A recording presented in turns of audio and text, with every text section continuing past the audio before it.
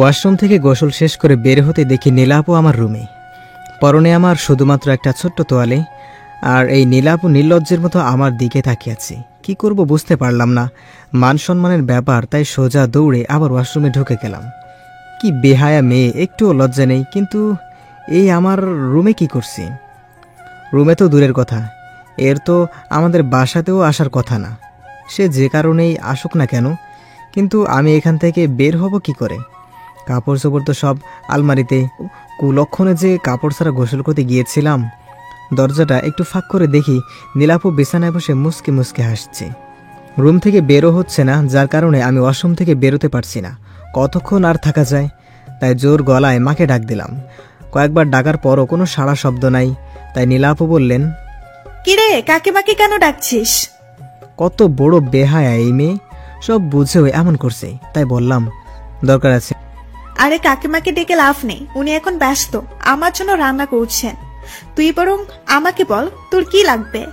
লাগবে না, তুমি আমার রুম থেকে যাও। মানে যান, আপনি একটু পরে আসিয়েন। কেন কেন? আমি তোর রুমে থাকলে কি সমস্যা? কোনো সমস্যা নেই। আরে বাবা, আমি কাপড় পরবো। তো কি হয়েছে, পর না, আমি কি তোকে আটকিয়ে রাখছি? কেমনটা লাগে বলুন তো? কিন্তু আমার সব কাপড় আলমারিতে আছে। হ্যাঁ, তো কি হয়েছে, এসে নিয়ে যা। আমি এই অবস্থায় কি করে আসবো শুনি? আচ্ছা দাঁড়া, আমি বের করে দিচ্ছি। এই বলে আলমারির দিকে একটু এগিয়ে আবার দাঁড়িয়ে পড়লাম। আর একটা শয়তানি মার্কা হাসি দিয়ে বলল, এই অবস্থায় মানে কি? তুই কি লজ্জা পাচ্ছিস নাকি? তোকে তো আমি এইভাবে কতবার দেখেছি। তুই যখন গোসল করতে চাইতি না, তখন কাকিমা তোকে জোর করে। এটুকু বলেই হাহা করে হাসতে লাগলো। আর হঠাৎ করেই আমার মাথা গরম হতে লাগলো। আর বললাম, এই, আপনি আমার রুম থেকে বের হন তো, বেরোন বলছি। কথাটা বলেই ওর মুখ থেকে হাসিটা নিমিষে উধাও হয়ে গেল।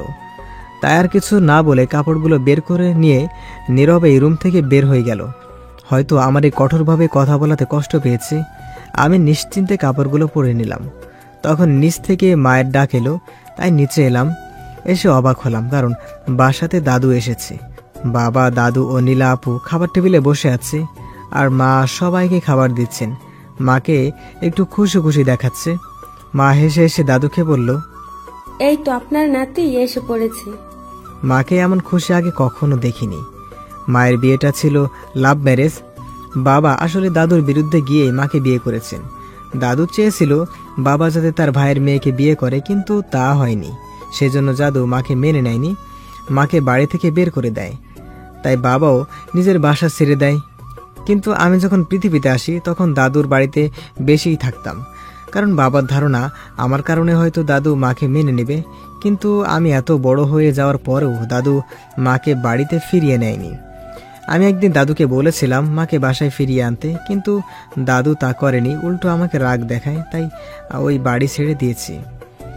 কিন্তু আজ দাদু স্বয়ং আমাদের বাসাতে কেন এলেন? তাই দাদুকে সালাম দিয়ে খাবার টেবিলে বসে পড়লাম। আর দাদু আমাকে নানান প্রশ্ন করতে লাগলেন। আমি শুধু হাসি মুখে জবাব দিচ্ছিলাম। যদিও ওই দিনের পর দাদুকে আমার তেমন একটা পছন্দ হয় না। তারপর সবাই খাবার খেতে লাগলাম। দাদু খাবার খাচ্ছেন আর মায়ের রান্নার প্রশংসা করছেন। তাকিয়ে দেখি মায়ের চোখে জল। এটাই হয়তো খুশির অশ্রু। আচ্ছা, মায়েরা এমন কেন? কষ্টেও কাঁদে, আবার খুশিতেও কাঁদে। যাই হোক, খাবার খাচ্ছিলাম, হঠাৎ কিছু একটা আমার পায়ের মধ্যে সুড়সুড়ি দিচ্ছে। বিড়াল নয় তো আবার। আসলে আমি ছোটকাল থেকে বিড়াল অনেক ভয় পাই, যে কারণে টেবিল থেকে দাঁড়িয়ে পড়লাম। মাথা নামিয়ে টেবিলের নিচে দেখলাম, না, কিছুই নেই। ওটা আমার মনের ভুল হয়তো। আমাকে এভাবে দাঁড়িয়ে পড়তে দেখে মা বলল, কি হলো? আমি কিছু না বলে মাথা চুলকিয়ে আবারও খেতে বসলাম। আবারও সেই একই অবস্থা, সুড়সুড়ি। কিন্তু এবার বুঝতে পারলাম এটা একটা মানুষের পা। মাথা তুলে তাকাতেই বুঝতে পারলাম এটা নীলা আপুর কাজ। নীলা আপু আমার দিকে তাকিয়ে মুচকি মুচকি হাসছেন। আমি কিছু না বলে খাবারে মনোযোগ দিলাম, কিন্তু নীলা আপু আমাকে শান্তিতে খেতে দিচ্ছে না। মুখ বুজে সব সহ্য করতেছি, কিন্তু সে এমন করছে কেন? ওর সাথে তো আমার এমন কোনো সম্পর্ক নেই। কিন্তু যেটা ছিল সেটা তো ও নিজেই নষ্ট করে দিয়েছে। এখন না আছে বন্ধুত্ব। ও তো আমার কাজিন হয়, তাও আবার 3 বছরের বড় আপু। এখন আমি ওকে ওনাকে বড় আপু বলেই মানি। যথেষ্ট সম্মান দেওয়ার চেষ্টা করি। যা বোঝার তা বুঝে গিয়েছি। অবশ্য দোষটা আমারই ছিল, যা গে সব। আমি তাড়াতাড়ি খাবার শেষ করে যেই উঠতে আসতে যাব, তখন মা আমাকে বলল, লাবিব, যা চটপট গিয়ে তোর ব্যাগ গুছিয়ে নে। অবাক হয়ে বললাম, ব্যাগ গোছানো মানে? আমি কোথাও যাচ্ছি নাকি? মা হ্যাঁ সূচক মাথা নাড়ল। আমি বললাম, কোথায়? তখন নীলা আপু বলে উঠল, আরে এখন থেকে তুমি কাকা কাকিমা আমাদের নিজেদের বাড়িতে থাকবে, সেই জন্যই তো দাদু তোদের সবাইকে নিয়ে এলো। এখন থেকে আমরা সবাই একসাথে থাকবো, ভালো হবে না বল? কথাটা শুনে আমার খুশি হওয়া উচিত ছিল। ছোটবেলা থেকে তো আমি এটাই চাইতাম, কিন্তু আমি খুশি হতে পারছি না। কারণ সেদিনের ওই ঘটনা আর নীলা আপুর সাথে এই বিশ্রী ঘটনার পর আমি নিজেকে প্রতিজ্ঞা করেছিলাম যে আমি আর ওই বাড়িতে ও নীলা আপুর সামনে আর কখনোই যাব না।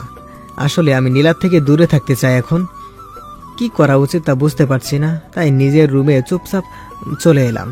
এতদিন পর সবাই ওই বাসাতে যাব, সবাই কত খুশি। এখন কি করে আমি যাব না বলি? আমাকে ছাড়া তো কেউ যাবে না। আমার ভাগ্যটাই খারাপ। কেন যে আমি সেদিন নীলাকে নিয়ে ওইসব ভাবতে গিয়েছিলাম? কিছু বুঝতেছেন না তো? চলেন বুঝিয়ে বলি। ছোটবেলা থেকে নীলা আপু আর আমি খুব ভালো বন্ধু ছিলাম, যদিও সে আমার থেকে 3 বছরের বড়। আমি যখন ওই বাড়িতে যেতাম নীলা আপুর সাথে সবসময় থাকতাম। ছোটবেলা থেকেই নীলা আপুকে আমার ভালো লাগতো। যখন আমি কলেজে ভর্তি হই তখন আমি বুঝতে পারি নীলা আপুর প্রতি আমার ভালোবাসাই ছিল, তার থেকে বেশি কিছু ছিল। আমি তাকে ভালোবাসতাম, আর আমারও মনে হয়েছিল নীলাও আমাকে ভালোবাসে। এর অনেক কারণ ছিল, যেমন নীলা আপু আমাকে অনেক কেয়ার করতো, আমি ঠিক সময় খাবার খেয়েছি কিনা, পড়তে বসেছি কিনা, ইত্যাদি ইত্যাদি। আর সুযোগ পেলে দুজনে ঘোরাঘুরি করতাম আর খাওয়া দাওয়া করতাম। ফোনে তো কথা হতো ঘন্টার পর ঘন্টা। কথা বলা শুরু করলেই তো শেষ হয় না। আমি যদিও নীলাকে তুমি করে বলতাম, কিন্তু সে আমাকে তুই করেই বলতো, যার কারণে আমি দ্বিধায় ছিলাম যে সে আমাকে ভালোবাসে কিনা। আমি আসলে পড়াশোনা বরাবরই একটুখানি ছিলাম আর কি, আর পরীক্ষার খাতায় আশপাশ করে লিখে পাশ করে যেতাম। তো সেই কারণে আমার ক্লাসমেট ঋতুকে পরীক্ষার আগে থেকেই তল্লায় কথা শুরু করেছিলাম। মানে প্রতিদিন ওকে এখানে ওখানে ঘুরতে নিয়ে যেতাম, ওর পছন্দের খাবার খাওয়াতাম ও শপিং করাতাম। আর শপিংয়ে গিয়ে হয় যত বিপত্তি। সেখানে নীলা আপু আমাদের একসাথে দেখে নেয়, আর ঋতু বেচারিকে সবার সামনে থাপ্পড় দিয়েছিল। ঋতু গাল ডলতে ডলতে আমার দিকে তাকিয়েছিল। ও ভাবছিল আমি নীলাকে কিছু বলবো, কিন্তু নীলা আপু ছিল ঋতুর বড়, আর নীলার রাগে চোখ দেখে সেখান থেকে বিদায় নিয়েছিল। আমি শুধু অবাক দর্শকের মতো তাকিয়েছিলাম। তারপর নীলা আপু বলল, এই তোর পড়াশোনা? নীলা এর আগে কখনো আমার সাথে এত রাগে গলায় কথা বলেনি, তাই কথায় হারিয়ে ফেলে বললাম, আসলে না মানে হয়েছে কি বলবো ঠিক বুঝে উঠতে পারছি না। তখনই নীলা আপু বলে উঠল, আমি তোকে কতবার ফোন করেছিলাম দেখেছিস? সকালে ফোন রিসিভ করে আমাকে কিছু না বলতে দিয়েই বললি তোর পরীক্ষা, তাই তুই পড়ছিস। আর ফোন ধরলি না, তাই তোর বাড়িতে গিয়েছিলাম, তুই সেখানেও ছিলি না, তাই একা একা শপিং করতে এলাম। আর এসেই দেখি তোর কি আদৌ মনে আছে আজকে কি? আমি তার কথা এতক্ষণ মন দিয়ে শুনছিলাম।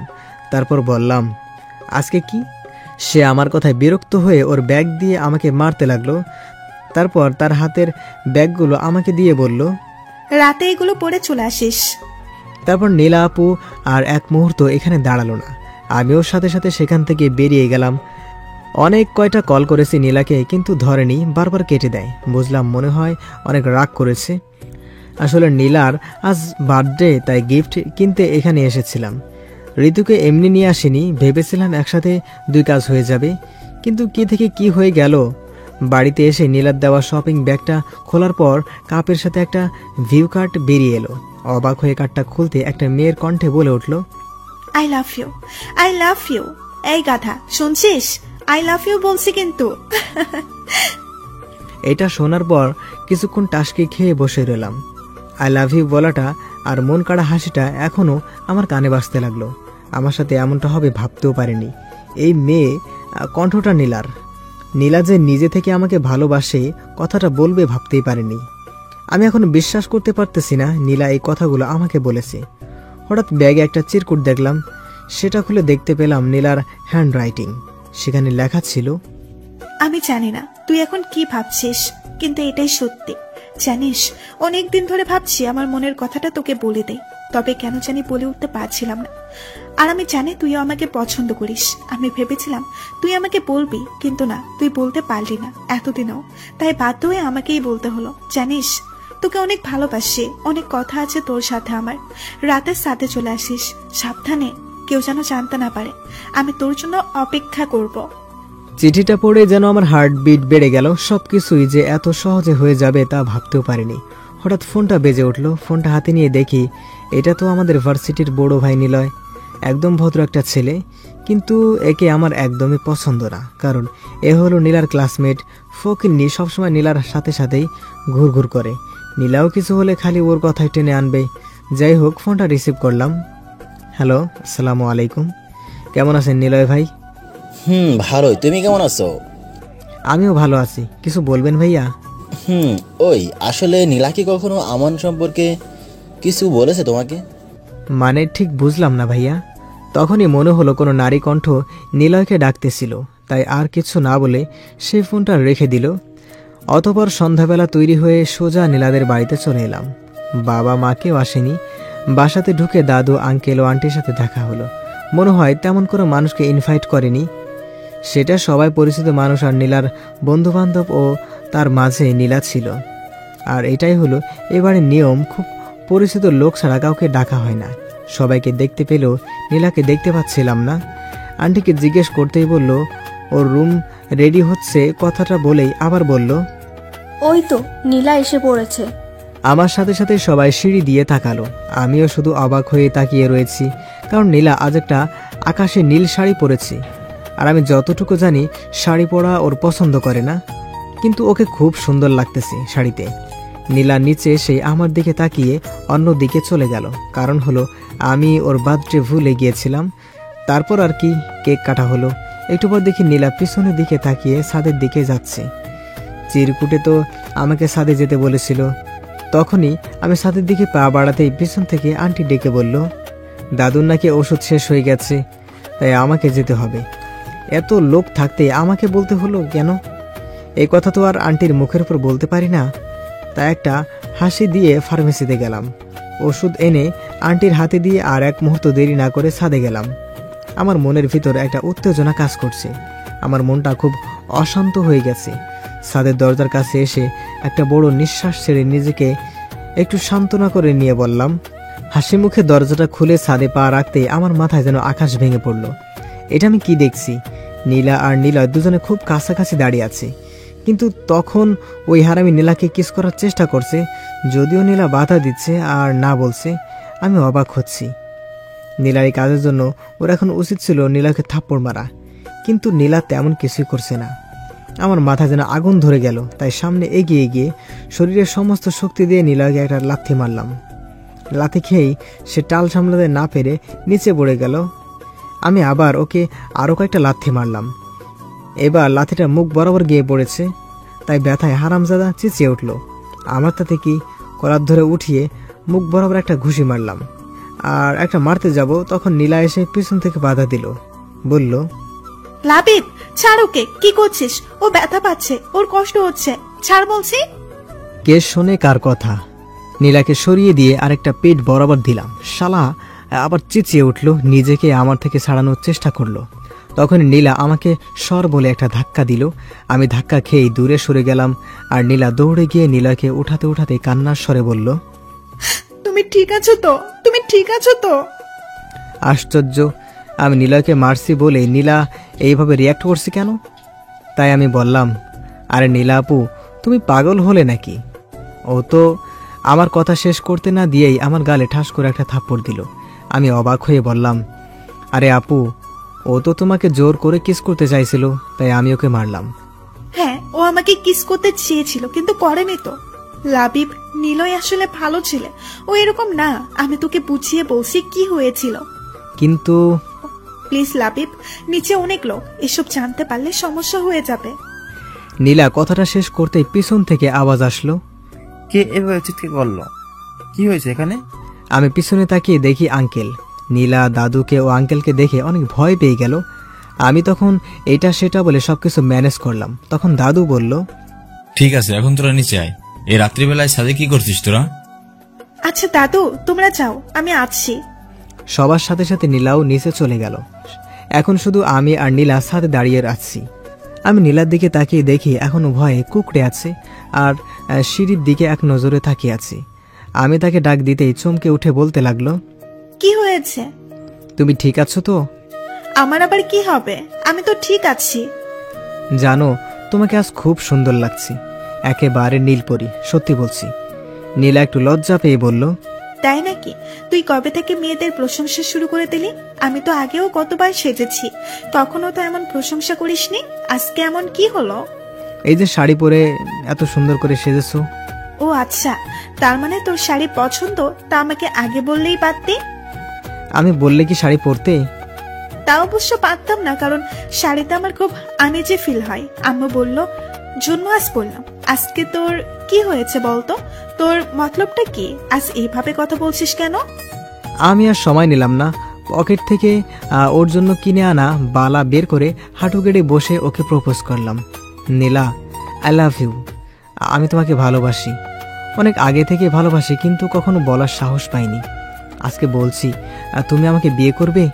কথা দিচ্ছি তোমাকে অনেক ভালোবাসবো, কখনো কষ্ট পেতে দিব না, শুধু আমাকে ফিরিয়ে দিও না। নীলা আমার দিকে ভূত দেখার মতো করে তাকিয়ে আছে। কি হলো, কথা বলছো না কেন? তারপর আমি দাঁড়িয়ে পরে বললাম, আই এম সরি, আমার এই কথাগুলো আগে বলা উচিত ছিল, কিন্তু তুমি কিভাবে নিবে তাই ভেবে আর বলিনি। কিন্তু জানো, তোমার এই মেসেজ আর চিরকুটটা পেয়ে অনেকটাই অবাক হয়েছিলাম। কি হলো, তুমি কথা বলছো না কেন? কি বলছিস তুই এগুলো? লাবিব, তোর মাথায় কি ঠিক আছে? আমরা দুইজন কাজিন হই, তুই আমাকে কি করে ভালোবাসতে পারিস?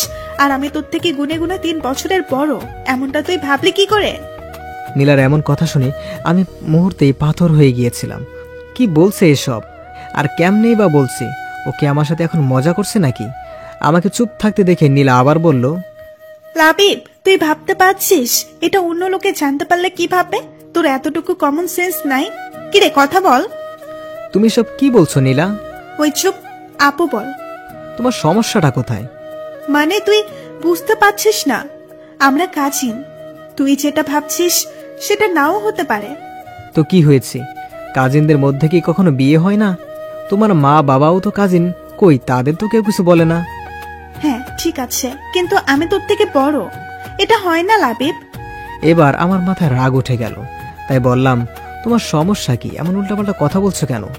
তুমি নিজেই তো আমাকে আগে ভালোবাসা কথাটা জানালে, আর এখন কি সব উল্টোপাল্টা বলছো?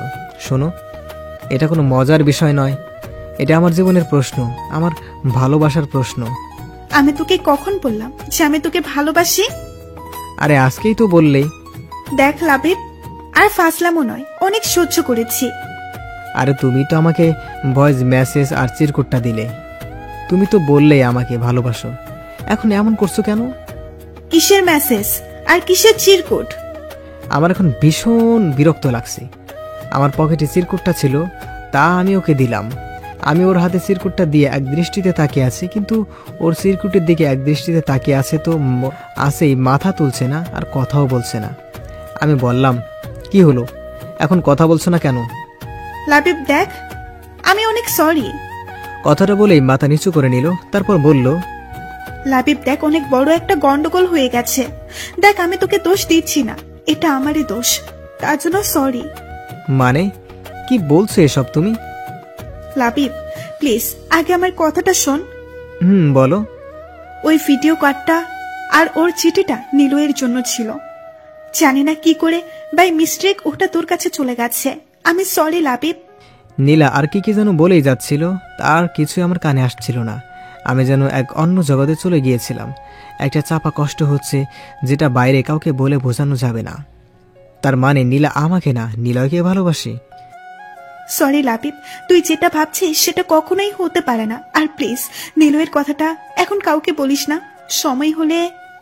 নীলার আর কোনো কথা গ্রাহ্য করলাম না, ধীরে ধীরে ছাদ থেকে নেমে গেলাম। নীলা হয়তো ডাকছিল, কিন্তু আমি শোনার চেষ্টা করিনি। কারোর সাথে কথা না বলে বাসা থেকে বেরিয়ে গেলাম। বাইরে ঝড়ো হাওয়া বইছে, হয়তো এখনই ঝড় উঠবে, কিন্তু এখন থেকে বড় ঝড় তো আমার মনে বইছে। কিন্তু এর থেকে বড় ঝড় তো আমার মনে বইছে। বাইক চালিয়ে বাড়ি ফিরতে ফিরতে বৃষ্টিতে কাক ভেজা হয়ে গেছি। বাসাতে ঢুকতেই মা ব্যস্ত হয়ে পড়ল যে আমি কেন ঝড় বৃষ্টিতে ভিজে বাসায় ফিরলাম। মায়ের কোনো কথায় কানে না নিয়ে সোজা নিজের রুমে চলে এলাম। আর তারপরেই ঘুম। গভীর রাতে টের পেলাম শরীর গরম হয়ে গেছে আর মাথায় জলপট্টি দেওয়া। কিছু না, অভ্যাস মতো জ্বর চলে এসেছে। ছোটবেলা থেকে এটাই চলছে, একটু বৃষ্টিতে ভিজলে কঠিন জ্বর চলে আসে। মা জানতো আমার জ্বর আসবে, তাই আমার রুমে চলে এসেছে। আমাকে চোখ খুলতে দেখে মা বলল, কিরে বাবা, কষ্ট হচ্ছে খুব? তুই কেন শুধু শুধু বৃষ্টিতে ভিজতে গেলি? আমি তোকে এত বলি, তারপরেও আমার একটা কথাও শুনিস না তুই। মায়ের কথা শুনে আমার নীলার কথা মনে পড়ে গেল। নীলাও সবসময় আমাকে বৃষ্টিতে ভিজতে বারণ করত। ওর কথাটা মনে উঠতেই যেন বুকের ভিতর কষ্টটা আরও বেশি নাড়া দিয়ে উঠল। অতঃপর মায়ের কোলে মাথা রেখে কেঁদে দিলাম। মা জিজ্ঞাসা করলো কি হয়েছে, কিন্তু আমি কিচ্ছু বলিনি। তারপর একসময় ঘুমিয়ে পড়ি। যখন চোখ খুললাম তখন মাথায় একটা শীতল হাতের স্পর্শ পেলাম। তাকিয়ে দেখি নীলা বসে আছে আর আমার মাথায় জলপট্টি দিচ্ছে। আমাকে চোখ খুলতে দেখে আমার দিকে তাকিয়ে একটা মিষ্টি হাসি দিল আর বলল, কিরে, এখন কেমন লাগছে?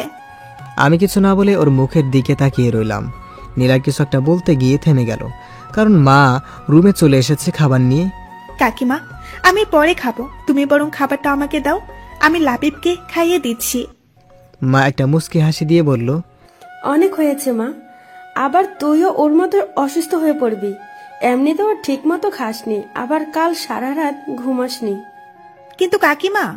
কোনো কিন্তু নয়, আমি যা বলছি সেটা কর। মায়ের কথা শুনে নীলা আর কিছু বলল না। আমার দিকে একবার তাকিয়ে নীলা চলে গেল অন্য রুমে। মায়ের কাছে শুনে আমি নাকি গতকাল সারা দিন সারা রাত জ্বর নিয়ে পড়েছিলাম, আর নীলা সবকিছু ছেড়ে ছুড়ে এতক্ষণ আমার সেবায় করেছিল। আমি খুব অবাক হলাম মায়ের কথা শুনে। নীলা আমার জন্য এতটা ভাবে। মনে মনে অনেক খুশি হলাম। পরক্ষণে আবার মনটা খারাপ হয়ে গেল, কারণ নীলা নীলাকে ভালোবাসে। তারপর খাবার আর ওষুধ খেয়ে ঘুমিয়ে পড়লাম। বিকেলের দিকে ঘুম ভাঙে, নিজেকে বেশ চাঙ্গা আর ফুরফুরে লাগছে, জ্বরটা আর নেই। অতঃপর ওয়াশরুমে চলে গেলাম। তারপর বাহির হয়ে দেখি নীলা বসে আছে আর আমাকে দেখেই হাসি মুখে প্রশ্ন করলো, কিরে, কেমন আছিস এখন? বিছানায় বসে পড়লাম।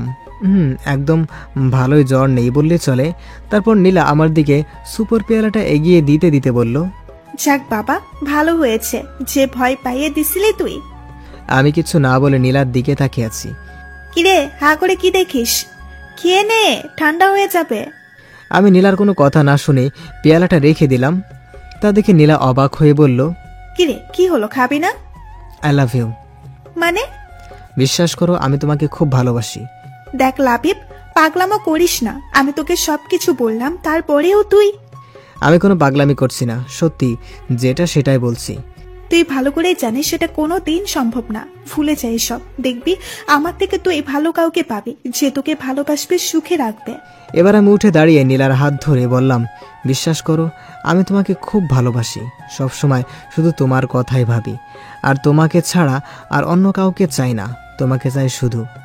নীলা আমার থেকে হাত ছাড়ানোর চেষ্টা করে বলতে লাগলো, লাবিব, হাত ছাড়, পাগলামো করিস না, আমাদের অনেক ভালো একটা সম্পর্ক, তা নষ্ট করিস না।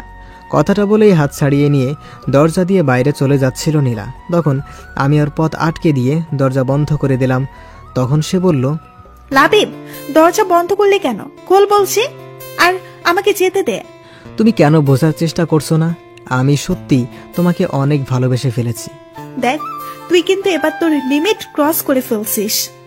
আমি যেন নিজের অজান্তে নীলার খুব কাছে চলে গেছি, আর সেজন্যই হয়তো নীলা আমাকে ঠাস করে একটা থাপ্পড় দিয়ে বসলো। আচমকা থাপ্পড় খেয়ে আমি কিছুটা পিছিয়ে পড়ি। জানি না কি হয়েছিল আমার।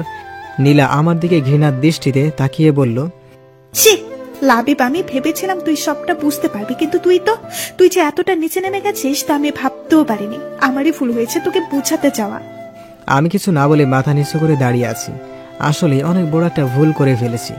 নীলা বলতে লাগলো, তুই আর কখনো আমার সামনে আসবি না, আমি তোর মুখও দেখতে চাই না। কথাটা বলেই দরজা খুলে নীলা হন হন করে চলে গেল। আমি ভাবলাম ওকে সরি বলা দরকার। যেই দরজার সামনে আসলাম দেখি মা দাঁড়িয়ে আছে। আমি মাকে দেখে ভয় পেয়ে গেলাম। মা কিছু বুঝতে বা শুনতে পাইনি তো। আমি মায়ের দিকে ভয়ার্ত চোখে তাকিয়েছিলাম, আর মা আমাকে বলল, কি রে নীলা, এভাবে চলে গেল কেন? কিছু কি হয়েছে? যাক, তাহলে মা বুঝতে পারেনি। তাই আমি মাকে বললাম, না মা, কিছু হয়নি। নীলাপুর কি নাকি জরুরি কাজ পড়েছে, তাই ওভাবে চলে গেল। তারপর মা চলে গেল। আমি আর নীলাকে সরি বলতে পারলাম না। তারপর অনেক চিন্তা ভাবনার পর ঠিক করলাম আর নীলাকে নিয়ে সব ভুল চিন্তাভাবনাও মাথা থেকে বের করে দিব। নীলা যা চায় সেটাই হবে। আমি আর আমার মুখ ওকে দেখাবো না। তাই ওর কাছে একটা চিরকুট লিখে ক্ষমা চাই। তার সাথে এটাও লিখেছিলাম যে আমি আর ওর সামনে আসবো না, কোনোভাবে ডিস্টার্ব করব না। কয়েকদিন পর পরীক্ষা, তাই পরীক্ষার প্রস্তুতিকে নিজেকে ব্যস্ত করে ফেললাম। যথেষ্ট চেষ্টা করেছিলাম, কিন্তু কিছু পরীক্ষা আর ভালো হলো না। একটু কষ্ট হলো বটে। তারপর সব কিছু বাদ দিয়ে ফাইনাল পরীক্ষার জন্য ভালো একটা প্রস্তুতি নিতে লাগলাম। তো আর কি, আলতু ফালতু সব কাজ ফেলে দিয়ে পড়াশোনায় মনোযোগ দিলাম। নিয়মিত ক্লাস কোচিং করেই আমার সময় পার হতে যেতে লাগলো। লাস্ট 2 মাস নিজেকে অনেকটাই সামলে নিয়েছি। নিয়মিত একটা রুটিন মেনে চলি। আমার এই পরিবর্তন দেখে বাবা মা অনেক খুশি। আর এতদিন নীলা আপু বা ওই বাড়ির আশেপাশে যায়নি। তবে দেখা হয়েছিল একদিন ভার্সিটির ক্যাম্পাসে। ওর চোখে আমার জন্য শুধু ঘৃণাই দেখেছিলাম। পরীক্ষার আর 10 দিন বাকি, তাই জোর দিয়ে পড়াশোনা করছি। আর বাসা থেকে বের হওয়া একদম বন্ধ করে দিয়েছি। এতক্ষণ যা শুনছিলেন সেটা ছিল অতীত। চলেন এখন বাস্তবে ফেরা যাক। আসতে পারি? আমার ভাবনার ছেদ পড়ল নীলা আপুর ডাকে। তাকিয়ে দেখি দরজার বাইরে দাঁড়িয়ে আমার দিকে তাকিয়ে আছে। আমি কিছু বলে অবাক হয়ে ওনার দিকে তাকিয়ে আছি। তারপর উনি ভিতরে আসলেন। এসে বলতে লাগলেন, কিরে, তুই এসে শুয়ে আছিস? ব্যাগপত্র গুছাবি কখন? জলদি করে বাসাতে আয়, সবাই তোর জন্য অপেক্ষা করছে। আচ্ছা, তোর কি কি জিনিস লাগবে তুই আমাকে বল, আমি ব্যাগে গুছিয়ে দিচ্ছি। আমি অবাক হয়ে তার দিকে তাকিয়ে আছি। নীলাপু হঠাৎ আমার সাথে এরকম অদ্ভুত আচরণ কেন করছেন? এই তো কয়দিন আগেও তো আমাকে দেখতে পেত না, আমাকে একরকম ঘৃণা করে বললেই চলে। আর এখন নিজের থেকে এসেই আমার সাথে মিশতে চাচ্ছে, আগের মতো নর্মালভাবে কথা বলছে। কাহিনী কি? কিরে, কি ভাবছিস বসে বসে? আমি তোকে কিছু বলেছিলাম? না, কিছু না। ও আচ্ছা। আপনি কেমন আছেন? আমি তো ভালো আছি, কিন্তু তুই তো দেখছি এই কয়দিনে একেবারে বদলে গেছিস। কই না তো, আমি তো আগের মতোই আছি। সে তো দেখতেই পাচ্ছি। নিজে থেকেই কিছু বলিস না, কেমন জানি ঠান্ডা ঠান্ডা মেজাজ। আমি কিছু জিজ্ঞেস করলে গম্ভীর ভাবে উত্তর দিচ্ছিস। কিরে, তুই শুনছিস? মানে আমি নীলাপুর এরকম ব্যবহারে অনেক অবাক হয়েছি। কি মুখে কথা নাই? হ্যাঁ শুনছি, আপনি বলেন। কচু শুনেছিস? কিছু বলবেন? না, কিছু বলিনি, তুই বরং বল তোর কি কি জিনিস গুছাতে হবে। না ধন্যবাদ, আপনাকে কিছু করতে হবে না, আমি নিজে করে নিচ্ছি। কিরে, তুই কখন থেকে আপনি আপনি করছিস? তুই আমাকে আপনি কবে থেকে বলছিস? আগে বলি তো কি হয়েছে, এখন তো বলছি। তাছাড়া বড় আপুকে তো আপনি করেই বলবো, তাই না? নীলা কিছু বলতে চাইছিল, কিন্তু আমি উঠে গিয়ে আলমারি থেকে এক মনে দেখে দেখে কাপড় বের করেছিলাম ব্যাগে ভরার জন্য। তারপর নীলা আপু কিছুক্ষণ পর পিছনে দাঁড়িয়ে থেকে চলে গেলেন। এখন আমি দাদু বাড়িতে নিজের রুমে গোছাচ্ছি। সাদের রুমটা আমি নিয়েছি। অবশ্য আমার জন্য আগে থেকে একটা রুম গোছগাছ করে রাখা হয়েছিল, কিন্তু সেটা নীলা আপুর পাশের রুম ছিল। সবকিছু ঠিকঠাক করে যখন বিছানায় গিয়ে শুয়ে পড়লাম, তখন একটা চুরিওয়ালা আমার হাত দিয়ে একটা শরবতের গ্লাস এগিয়ে দিল। এটা নীলা আপু। আমি ধন্যবাদ বলে শরবতটা নিলাম। যখন শরবতটা মুখে দিতে যাব, তখন দেখি নীলা আপু এক দৃষ্টিতে আমার দিকে তাকিয়ে আছে। তারপর আমি গ্লাসটা খালি করে নীলা আপুর হাতে গ্লাসটা ধরিয়ে দিয়ে বললাম, ধন্যবাদ। কিন্তু নীলা আপু ঠিক আগের মতোই তাকিয়ে আছে। তাই আমি বললাম, কিছু কি বলবেন? তোর জন্য আগে থেকে একটা রুম পরিষ্কার করা হয়েছিল, তুই আবার সাদের এই ছোট রুমটাতে আসলি কেন? জি, আসলে আমার এই রুমটা খুব পছন্দ হয়েছে। কেমন নিরিবিলি, সবসময় খুব ভালো আলো বাতাস আসে। তাছাড়া ছাদটা একেবারেই পাশে আছে, তাই আর কি। ও আচ্ছা, তাহলে নিচে চল, সবাই খেতে বসেছে। আপনি যান, আমি একটু পরে আসছি। কেন? আমার সাথে এখন গেলে তোর কি কোনো সমস্যা হবে? আরে না না, তা হবে কেন? আপনি এমনটা ভাবছেন কেন? আসলে এতক্ষণ কাজ করেছি তো, তাই একটু ফ্রেশ হয়ে যাব। আপনি যান। তারপর নীলা আপু আমার দিকে কিছুক্ষণ নিরাশ চোখে তাকিয়ে থেকে চলে গেল। অথবা রাতের খাবার পর ও কিছুক্ষণ পড়াশোনার পর আর ভালো লাগছিল না, তাই আমি ছাদে এসে রেলিং ধরে দাঁড়িয়ে রইলাম। অনেকক্ষণ ধরে দাঁড়িয়ে আছি। হঠাৎ কারো পায়ে শব্দ পেলাম। পিছনে তাকিয়ে দেখি নীলা আপু দাঁড়িয়ে আছে, মুখে মিষ্টি একটা হাসি লেগে আছে, পরনে আবার একটা শাড়ি। আমি একটুখানি তাকিয়ে আবার ঘুরে দাঁড়ালাম। সামনের দিকে তাকাতেই জিজ্ঞেস করলাম, আপনি এত রাতে ছাদে কি করছেন? আগে তুই বল, তুই এত রাতে এখানে দাঁড়িয়ে আছিস কেন? আর পড়তে ভালো লাগছিল না, তাই এখানে এসেছি। আমিও এই জন্যই আসছি।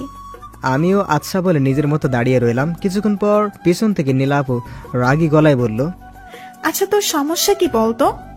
আমার আবার কি সমস্যা হবে? না তো, আমার কোনো সমস্যা নেই। এইদিকে, এইদিক, আমার দিকে তাকিয়ে কথা বল। কি বলবো? আচ্ছা তুই কি আমার উপরে রেগে আছিস নাকি ইগনোর করছিস? কি আশ্চর্য, আমি আপনার উপর রাগ করলাম কখন, আর আপনাকে ইগনোরই বা করলাম কখন? তাহলে আমি তোর সাথে কথা বলতে চাচ্ছি, কিন্তু তুই তো আমার সাথে কথা বলতেই চাচ্ছিস না। আর কি কখন থেকে আপনি আপনি করছিস? কোথায় কথা বলছি না, আমি তো আপনার সাথে ঠিকভাবে কথা বলছি।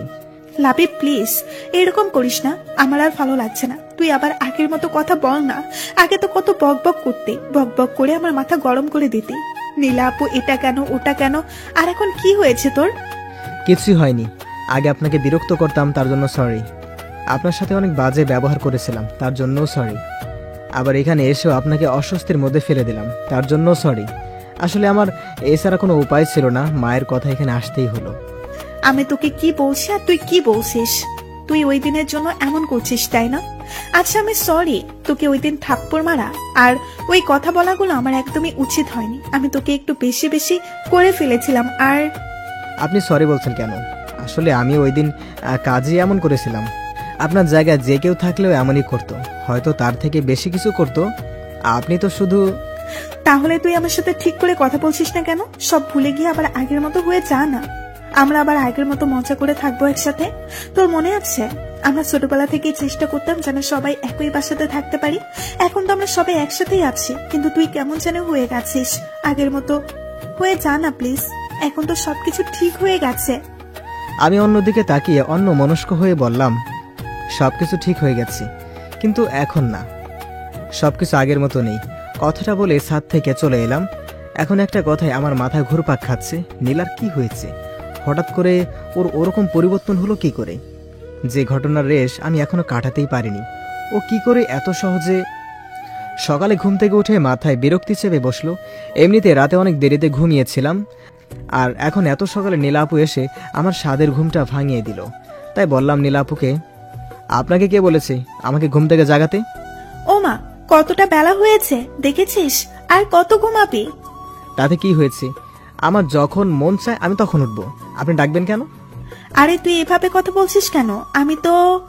ধুর! আমি বিরক্তিকর একটা শব্দ করে শরীরের উপরে দেওয়া কাঁথা আশ্রে ফেলে দিয়ে বিছানা থেকে নেমে পড়লাম, আর ওয়াশরুমের দিকে যাচ্ছিলাম। তখন নীলা পিছন থেকে, ওই শোন, আমার সাথে একদম মেসেজ দেখাবি না। আমি তোর মায়ের কথাই তোকে ডাকতে এসেছিলাম। কাকিমা বলেছিল যে আজকে নাকি তোর একটা ক্লাস টেস্ট আছে, সেই জন্যই এসেছিলাম। চাটা খেয়ে নিস। চায়ের কাপটা একরকম আশ্রে রেখে দিয়ে চলে গেলাম। আমি মনে মনে কিছুটা অনুতপ্ত হলাম।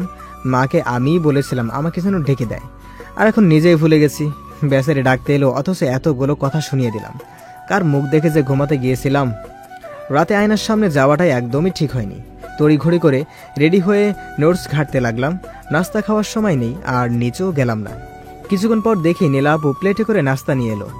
এসেই পাল্টের সামনে রেখে দিয়ে বলল, কাকিমা পাঠিয়েছে, খেয়ে নিস। কথাটা আমার কেমন যেন নিরামিষ নিরামিষ লাগলো। আমি কিছু বলার আগেই নীলা আপু চলে গেল, তারপর খেয়ে নিলাম। কিছুক্ষণ পর ভার্সিটি যাওয়ার জন্য নিচে আসতেই মা জিজ্ঞেস করলো, কি রে, কোথায় যাচ্ছিস? খাবি না? আমি বেশ অবাকি হয়ে বললাম, একটু আগেই তো তুমি... এটুকু বলেই থেমে গেলাম। তাকিয়ে দেখি নীলা আপু টেবিলে বসে নিজের মতো খাচ্ছে। এখন যেন খাওয়াটাই ওনার একমাত্র কাজ, অন্য কোনো দিকে তাকানোর সময়ও নেই তার। আমি মাকে আর কিছু না বলে বেরিয়ে পড়লাম। পরীক্ষা শেষ করে হল থেকে বের হয়ে দেখি নীলা আপু দাঁড়িয়ে আছে। আমি কিছু বলার আগেই জিজ্ঞেস করলো, কিরে কেমন হলো পরীক্ষা? ভালোই। গুড। এখন কি বাসাতেই ফিরবি?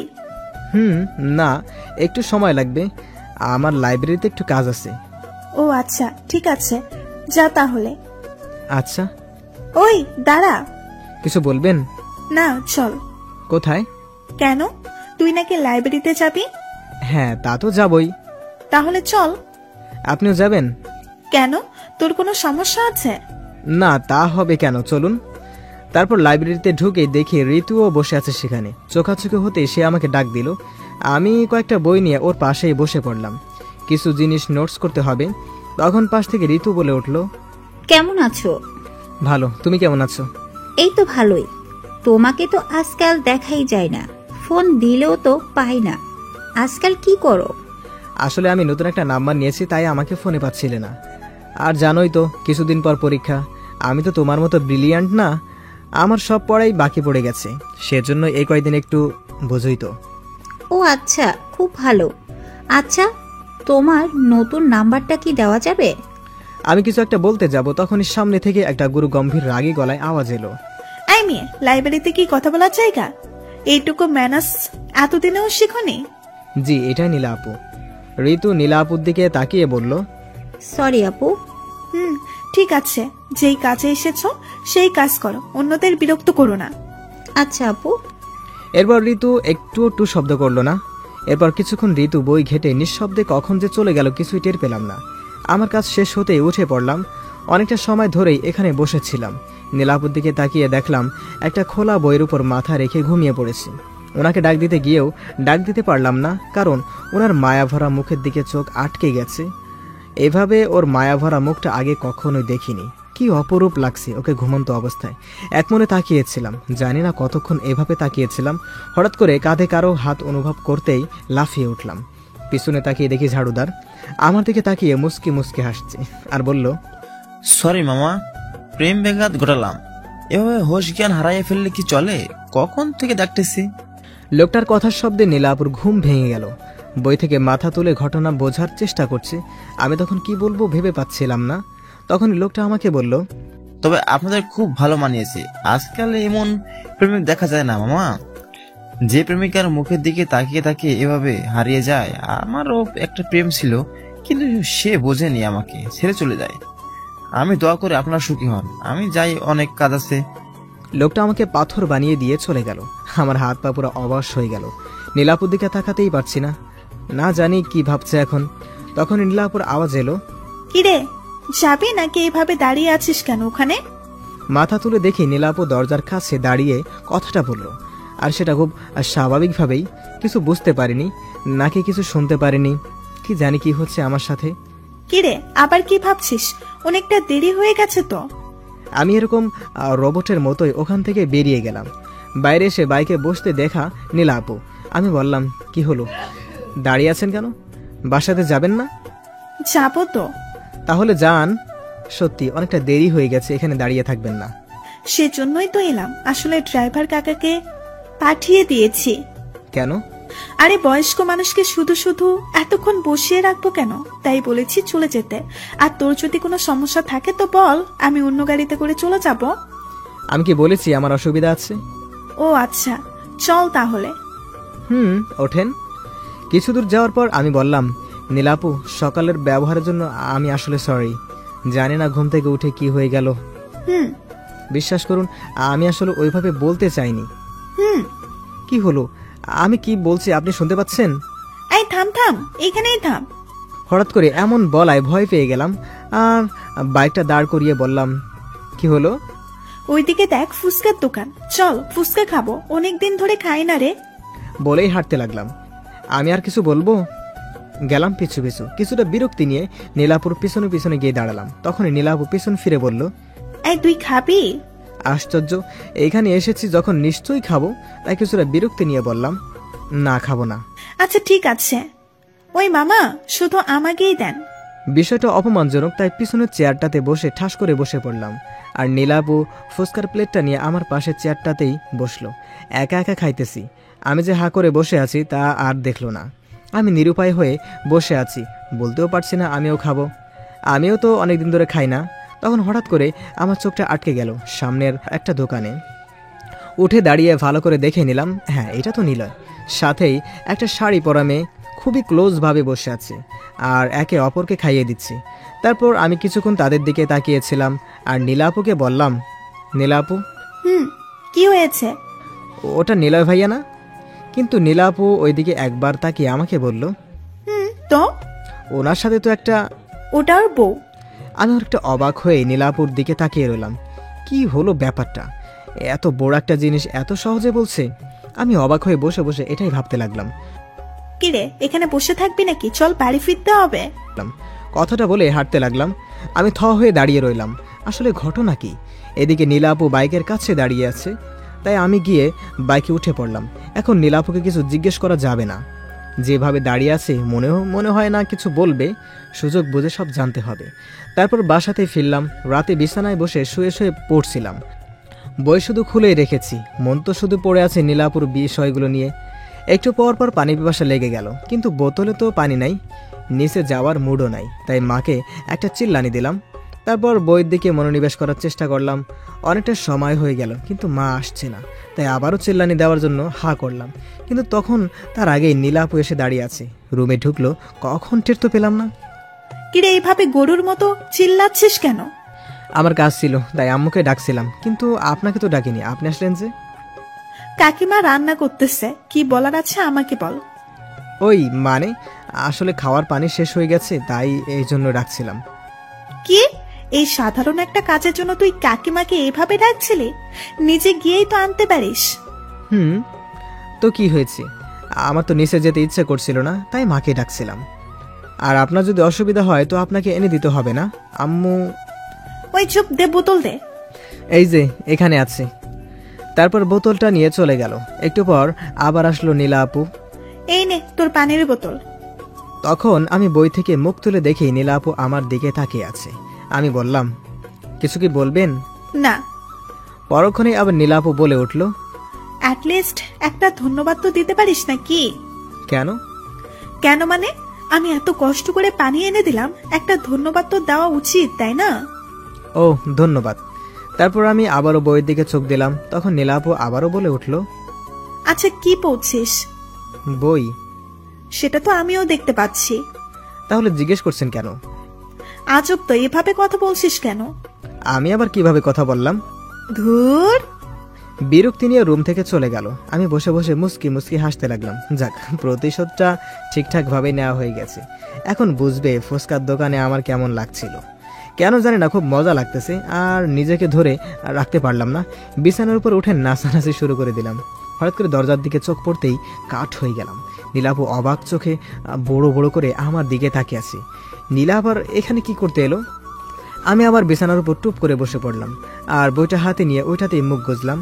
ঘাড়টা একটু কাত করে দেখলাম নীলাপু একদম বিছানার ধারে এসে দাঁড়িয়ে আছে। তাকিয়ে দেখি মুখে আবার মুচকি হাসি। যেটা ভয় ছিল সেটাই হলো। নীলাপু আমাকে জিজ্ঞেস করলো, লাবিব, তুই এতক্ষণ কি করছিলি রে? কই না তো, কিছু না। আচ্ছা তাই? আপনি আবার এখানে কি করতে আসছেন? তোর মা পাঠালো, নিচে গিয়ে খাবার খেতে বলেছে, নাকি খাবারটা উপরে এনে দিয়ে যাব? না থাক, আমি নিচে গিয়েই খাবো। আপনি যান, আমি আসছি। ঠিক আছে, আয় তাহলে। আর শোন, নেক্সট টাইম দরজাটা লাগিয়ে নিস। কেন?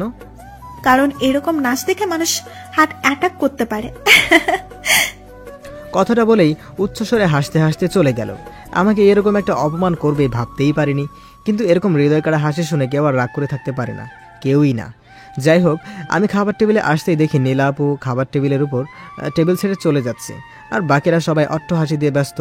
অথবা এখানে কি হচ্ছে বোঝার চেষ্টা করলাম, কিন্তু কিছু বুঝে উঠতে না পেরে টেবিলে গিয়ে বললাম। চাচিমা আমাকে খাবার দিতে দাদু জিজ্ঞেস করলো, তা দাদু ভাই, তোমার পরীক্ষা যেন কবে থেকে? এই তো পরের সোমবারে। ও, তাহলে তো আর কয়েকটা দিন মাত্র। তো প্রস্তুতি কেমন? জি মোটামুটি ভালোই। তা পরীক্ষা শেষ হবে কবে? কেন, কোনো রকম সমস্যা না হলে মোটামুটি 15 দিন। আচ্ছা, তাহলে তো ভালোই।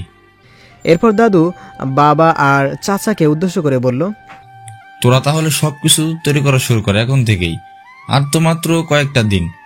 ক্যাটারিং নিয়ে তোদের কোনো চিন্তা করতে হবে না, ওটা আমার বন্ধু মালিক দেখে নেবে। ওর অনেক ভালো জানাশোনা লোক আছে। তোরা বরং অন্য দিকটা দেখ, আমি নেমন্তন্নের দিকটা দেখছি। বাবা আর চাচা মাথা ঝাঁকালো। আমি অবাক হয়ে দাদুকে জিজ্ঞেস করলাম, বাসাতে কি কোনো অনুষ্ঠান আছে দাদু? আছে তো। কিন্তু কিসের অনুষ্ঠান? তখন মা পিছন থেকে বলল, কিসের আবার বিয়ের অনুষ্ঠান? আমি হকচকিয়ে বললাম, বিয়ে? কার বিয়ে? কার আবার? আমাদের নীলার। কি, নীলাপুর বিয়ে? হ্যাঁ, এতটা অবাক হচ্ছিস কেন? আমাদের মেয়ে যখন বড় হয়েছে তখন বিয়ে তো দিতেই হবে। কতদিন আর এইভাবে বসিয়ে রাখবো? হ্যাঁ তা ঠিক আছে, কিন্তু কার সাথে? তখন চাচিমা বলল, আরে সেটা বড় কথা না, বড় কথা হলো নীলার ছেলেটাকে পছন্দ হয়ে গেছে। এতদিন কত সম্বন্ধ এলো, কিন্তু নীলার কাউকে পছন্দ হয়নি, কিন্তু এবারে এক কথায় রাজি। আর নীলাকেও ছেলের মা বাবার খুব পছন্দ হয়েছে, তারা চাইছে যত দ্রুত সম্ভব নীলাকে তাদের ছেলের বউ করে নিতে। আর ছেলে? তুই ছেলে নিয়ে পড়ে আছিস কেন? না মানে ছেলেরও কি নীলা আপুকে পছন্দ হয়েছে? আরে এমন কোনো ছেলে আছে যে আমাদের নীলাকে পছন্দ করবে না? তাছাড়া ছেলের মা বাবাও বলেছে যে আমাদের পছন্দ মানে ছেলের পছন্দ। কত ভালো ছেলে বল, আজকাল কি এমন ছেলে পাওয়া যায়? আমার নীলাটা খুব ভাগ্যবতী, আমি শিওর এই ছেলে আমার মেয়েকে অনেক ভালো রাখবে। ও, আমি মাথা নিচু করে আবার খাবার খেতে লাগলাম। বাকিরা নিজেদের মধ্যে কথা বলছি, কি হলো এটা? নীলাপুর বিয়ে ঠিক হয়ে গেছে আর নীলা আপুও রাজি। ভালোই, আমার তাতে কি? আমি এসব নিয়ে ভেবে কি করব? এসব বলে নিজেকে বোঝাচ্ছি ঠিকই, কিন্তু কোথায় যেন একটা অস্বস্তি অনুভব হচ্ছে। খাবার শেষে সোজা চলে এলাম, বিছানায় এসে চুপ করে বসে আছি। আসলে আমি ভুল ভাবছি, বারবার একই ভুল কেন করছি? আসলে এখানে এসে নীলা আপুর ব্যবহারে আমি অন্য কিছুই ভাবছিলাম। ভালোই হয়েছে, এত তাড়াতাড়ি ভুলটা ভেঙে গেছে। রুমে আর ভালো লাগছে না, তাই ছাদে চলে আসলাম। ছাদের মধ্যে এসে অন্যদিকে তাকিয়ে রইলাম, আবার সেই কষ্টটা নাড়া দিয়ে উঠল। কেন এসব ভাবতে গেলাম? হঠাৎ ছাদের অন্যদিকে চোখ গেল, দেখি নীলা আপু ছাদের ব্যালকনিতে হেলান দিয়ে ফোন টিপছে। হয়তো আগে থেকেই এখানে এসেছে, নয়তো বা আমার পরে এলো তো এলোই, আমাকে দেখলই না। ভেবেছিলাম আজকে নীলা আপুকে নীলয়ের ব্যাপারটা জিজ্ঞেস করব, কিন্তু এখন তার জানার ইচ্ছে নেই, জেনেও বা কী করব? দেখে মনে হচ্ছে কারোর সাথে মন দিয়ে চ্যাটিং করছে। থাক, আর ডিস্টার্ব না করি। যেই ছাদ থেকে নিচে নামতে যাব তখনই নীলা আপু ডাক দিল। মুখে দেখি হাসি লেগে আছে। বাহ, নিজের বিয়ের খবর শুনে তো এত খুশি। নীলা আপু আমার কাছে এসেই হাসি মুখে জিজ্ঞেস করলো, কিরে সাদে কখন এলি, আবার চলেও যাচ্ছিস? এই তো হাওয়া খেতে এসেছিলাম, হাওয়া খাওয়া হয়েছে তাই রুমে যাচ্ছি, অনেক পড়া আছে। ও তোর তো আবার কিছুদিন পর পরীক্ষা, যা পড়তে বসকে, কোনো সমস্যা হলে আমাকে বলবি। আচ্ছা। আমি এটা বলে চলে এলাম। আমি ভেবেছিলাম যে আমাকে ডেকে কথা বলবে, এভাবে যে দাঁড়িয়ে দেবে তা ভাবতেও পারিনি। মুখে কি হাসি দেখে, আরে বাবা বিয়ে হতে যাচ্ছে তাতে কি, এত আদিক্ষেতা দেখানোর কি আছে, ফালতু একটা, মনে মনে বললাম। শেষ পরীক্ষাটা দিয়ে এসে দেখি বাড়িতে লোকজনের অভাব নেই, সবাই কাজ করছে। বাড়িটা সুন্দর করে সাজানো হচ্ছে, আর কি, আর নানা রঙের বাতি দিয়ে সাজানো হচ্ছে। এই বাড়িতে বিয়ে বলে কথা। আমি এদিক ওদিক তাকিয়ে নিজের রুমে চলে যাচ্ছিলাম, সবাই দেখি খুব ব্যস্ত। আমি কারো নজরে পড়লাম না মনে হয়। আজকে আমার শেষ পরীক্ষা ছিল, কিন্তু মনে হচ্ছে এমন কেউ এই বাসাতে নেই যে আমার পরীক্ষা কেমন হলো তা জিজ্ঞেস করবে। আমি নিজের রুমে এসে চুপচাপ বসে রইলাম। কিছুক্ষণ বসে থাকার পর আর ভালো লাগছে না, তাই ভাবছি ছাদে চলে যাই যদি একটু ভালো লাগে। কিন্তু বাইরে এসে দেখি ছাদে এক প্রকার জলসা চলছে, সবাই মিলে আড্ডা দিচ্ছে আর হাসাহাসি করছে। সবার মাঝখানে বসে আছে নীলা আপু, সেও সবার সাথে হাসছে। নীলা আপুর হাসির শব্দ বরাবরই সুন্দর, সবার হাসির মাঝেও এই হাসিটা আলাদা করা যায়। কিছুক্ষণ সেখানে তাকিয়ে থেকে আবার নিজের রুমে চলে এলাম। এখন কি শান্তিতেও ছাদে যেতে পারবো না? রুমে এসে গালে হাত দিয়ে বসে আছি, মেজাজটাই খারাপ হয়ে যাচ্ছে। বসে থাকতে থাকতে ক্ষুধাও লাগছে অনেক, আসলে দুপুরে কিছুই খাওয়া হয়নি। ক্ষুধা আর সহ্য করতে না পেরে নিচে চলে এলাম। নিচে এসে আম্মুকে পেয়ে গেলাম, কার সাথে জানি কথা বলছে, তাই তার পাশে গিয়ে দাঁড়ালাম আর বলতে লাগলাম, মা ওই আন্টিটার সাথে কথা বলছে, আমি যে ডাকতেছি সেটা মনে হয় শুনতেই পাচ্ছে না। মা, এটা কি ধরনের ব্যবহার লাবিব? তুই দেখছিস না একজনের সাথে কথা বলছি? কিন্তু মা, আমার খিদে।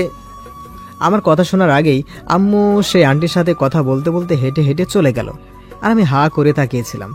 এমনটাও আমার সাথে হবার ছিল? এতদিন আম্মু খাবার নিয়ে আমার পিছু পিছু ঘুরতো, আর আজকে আমি নিজে থেকে চাচ্ছি, তবুও পাচ্ছি না। মনে হচ্ছে না এটা আমার নিজের বাড়ি, আর বাড়ির মানুষগুলো আমার আপনজন। সবাই আজকে এতটা ব্যস্ত যে আমাকে ভুলেই গেছে। কিছুক্ষণ ছন্নছাড়া হয়ে এদিক সেদিক ঘুরলাম, যদি আমার মুখ দেখে কারো মায়া হয়। আর কি না, একে তো খালি পেট, তার উপর আবার এই কোলাহল, ভালো লাগছিল না, তাই আমার নিজের রুমে চলে এলাম। তখন হঠাৎ নীলা আপু বলল, লাবিব। নীলাপুর কণ্ঠ শুনে হকচকিয়ে উঠে বসে পড়লাম। উঠেই নীলাপুর দিকে হা করে তাকিয়েছিলাম। নীলাপু এখন বউ সাজে আছে, শুধু ঘোমটাটা নেই মাথায়। তার অনেক সুন্দর লাগছে এই সাজে, তাকে মন চাচ্ছে অপলক দৃষ্টিতে তাকিয়ে থাকি। পরক্ষণে মনে হলো একটু পর ওর বিয়ে, তাই এসব ভেবে লাভ নেই। চোখ নামিয়ে জিজ্ঞেস করতে যাব, আমার রুমে কেন? তার আগে নীলাপু বলল, লাবিব তোর পরীক্ষা কেমন হলো? আমি অবাক হয়ে মাথা ঝাঁকালাম। এটা জানার জন্য যে সে এই সময় এখানে কেন। আচ্ছা, তোর সাথে আমার একটা গুরুত্বপূর্ণ কথা ছিল। কি কথা বলুন। আসলে কি করে যে বলবো। সমস্যা নেই, বলেন। আসলে নীলাপু বলতে যাবে তখনই মা আসলো। আরে নীলা, তুই এখন এখানে কি করছিস? দরজার কাছ থেকে মা এই কথাটা বলল। মায়ের দিকে তাকাতে নীলাপু চমকে উঠল আর বলল, আসলে ওর সাথে আমার কিছু কথা বলা ছিল, সেই জন্যই। এখন আবার কি কথা তোর? পরে অনেক সময় পাবি কথা বলার, তখন বলিস। এখন যা, নিজের রুমে যা। নীলাপু আর কিছু না বলে আমার দিকে একবার তাকিয়ে মাথা নিচু করে চলে গেল। তখন মা আমার দিকে তাকিয়ে একটা হাসি দিয়ে বলল, নে জলদি এগুলো পরে রেডি হয়ে নি। আমি মায়ের হাতের দিকে তাকিয়ে দেখি বরের শেরওয়ানি আর পাজামা। আমি অবাক হয়ে মায়ের দিকে তাকালাম। তখন মা একটা মুচকি হাসি দিল। মায়ের সেই হাসিতে যেন আমি আমার সব উত্তর পেয়ে গেলাম। সাথে সাথেই আমি আবেগে মাকে জড়িয়ে ধরলাম। তখন মা আমার কপালে একটা চুমু দিয়ে বলল, জলদি রেডি হয়ে নিচে চলে আয়, সবাই অপেক্ষা করছে। মা চলে যাওয়ার পর নিজে নিজেই হাসতে লাগলাম। তার মানে এতদিন বাসার সবাই আমার সাথে গেম খেলছিল, আর নীলাও কম কিছু করেনি। আমি এতদিনে বোকার মতো অসহায় হয়ে সবকিছু সহ্য করে গেছি। এখন আমি নীলার পাশে বরের বেশে বসে আছি। কখনো ভাবতেও পারিনি এই দিনটা আসবে। অন্যান্য লোকেরা আমাদের সামনে বসে আছে আর আমার নিকটে বসে আছে কাজী। এক অসাধারণ অনুভূতি হচ্ছে। স্বপ্নেও ভাবতে পারেনি নীলা আর আমার বিয়ে হবে আজকে। কাজী সাহেব নিজের কাজ করে যাচ্ছেন। অবশেষে বিয়ের কাজটা ঠিকভাবে সম্পন্ন হলো। সবাই নীলাকে ঘরে নিয়ে যায়। একটু পর দাদুর কাছে এলো আমার, আর নানা কথা বলতে লাগলো। আমি শুনেই যাচ্ছি। কিছুক্ষণ পর বিরক্ত হয়ে গেলাম। বুড়ো কথা বলছে তো বলেই যাচ্ছে। অবশেষে বুড়োর কথা থেমেছে। রাত 12টার সময় আমি দৌড়ে নীলার ঘরের সামনে গেলাম। মানে এটাই আমাদের বাসর ঘর। আমি দরজার সামনে এসেই কয়েকটা বড় বড় নিঃশ্বাস ছাড়লাম। কয়েক সেকেন্ডেই যেন হার্টবিটটা ডাবল হয়ে গেছে, বুকটা ধরফর করছে। যাই হোক, সাহস করে দরজা খুলতে গেলাম। কি দরজা তো খুলছে না, মনে হয় ভেতর থেকে লক করা। কিন্তু বাসর ঘরে তো বর না ঢোকার আগে দরজা লক হয় না। আবার চেষ্টা করলাম, কিন্তু দরজা খুলছে না। তাই বাধ্য হয়েই দরজায় টোকা দিলাম। বেশ কিছুক্ষণ অপেক্ষা করার পর দরজাটা খুলে গেল। দরজা একটু ফাঁক হতে আমি ভিতরে ঢুকে পড়লাম। গিয়ে হা করে দাঁড়িয়ে রইলাম। আমার বউ গেল কই? না মানে বউ আছে, কিন্তু বউ আর বউ নেই। আমাকে এভাবে তাকিয়ে থাকতে দেখে সামনে দাঁড়িয়ে থাকা নীলা বলল, কিরে এভাবে তাকিয়ে আছিস কেন? কি হয়েছে? তোমার বউয়ের সাজ কোথায়? ও আসলে ভীষণ অস্বস্তি হচ্ছিল, তাই খুলে ফেলেছি। তুই তো জানিস আমি এসবে কমফোর্টেবল না। ও আচ্ছা, আর আরেকটু অপেক্ষা করলে কি হতো? অন্তত আমার জন্য একটু সহ্য করতেন। নীলা আর কিছু না বলে ঘুরে বিছানায় গিয়ে বসে পড়ল। দুজনেই চুপচাপ বসে রয়েছি, কেউ কিছু বলছি না। নীলাকে দেখে খুব চিন্তিত মনে হচ্ছে। তাই আমি জিজ্ঞেস করলাম, কি হয়েছে? তোমাকে এমন দেখাচ্ছে কেন? কোনো সমস্যা? নীলা না সূচক মাথা নাড়িয়ে চুপ করে বসে আছে, আর কিছু একটা ভাবছে মনে মনে।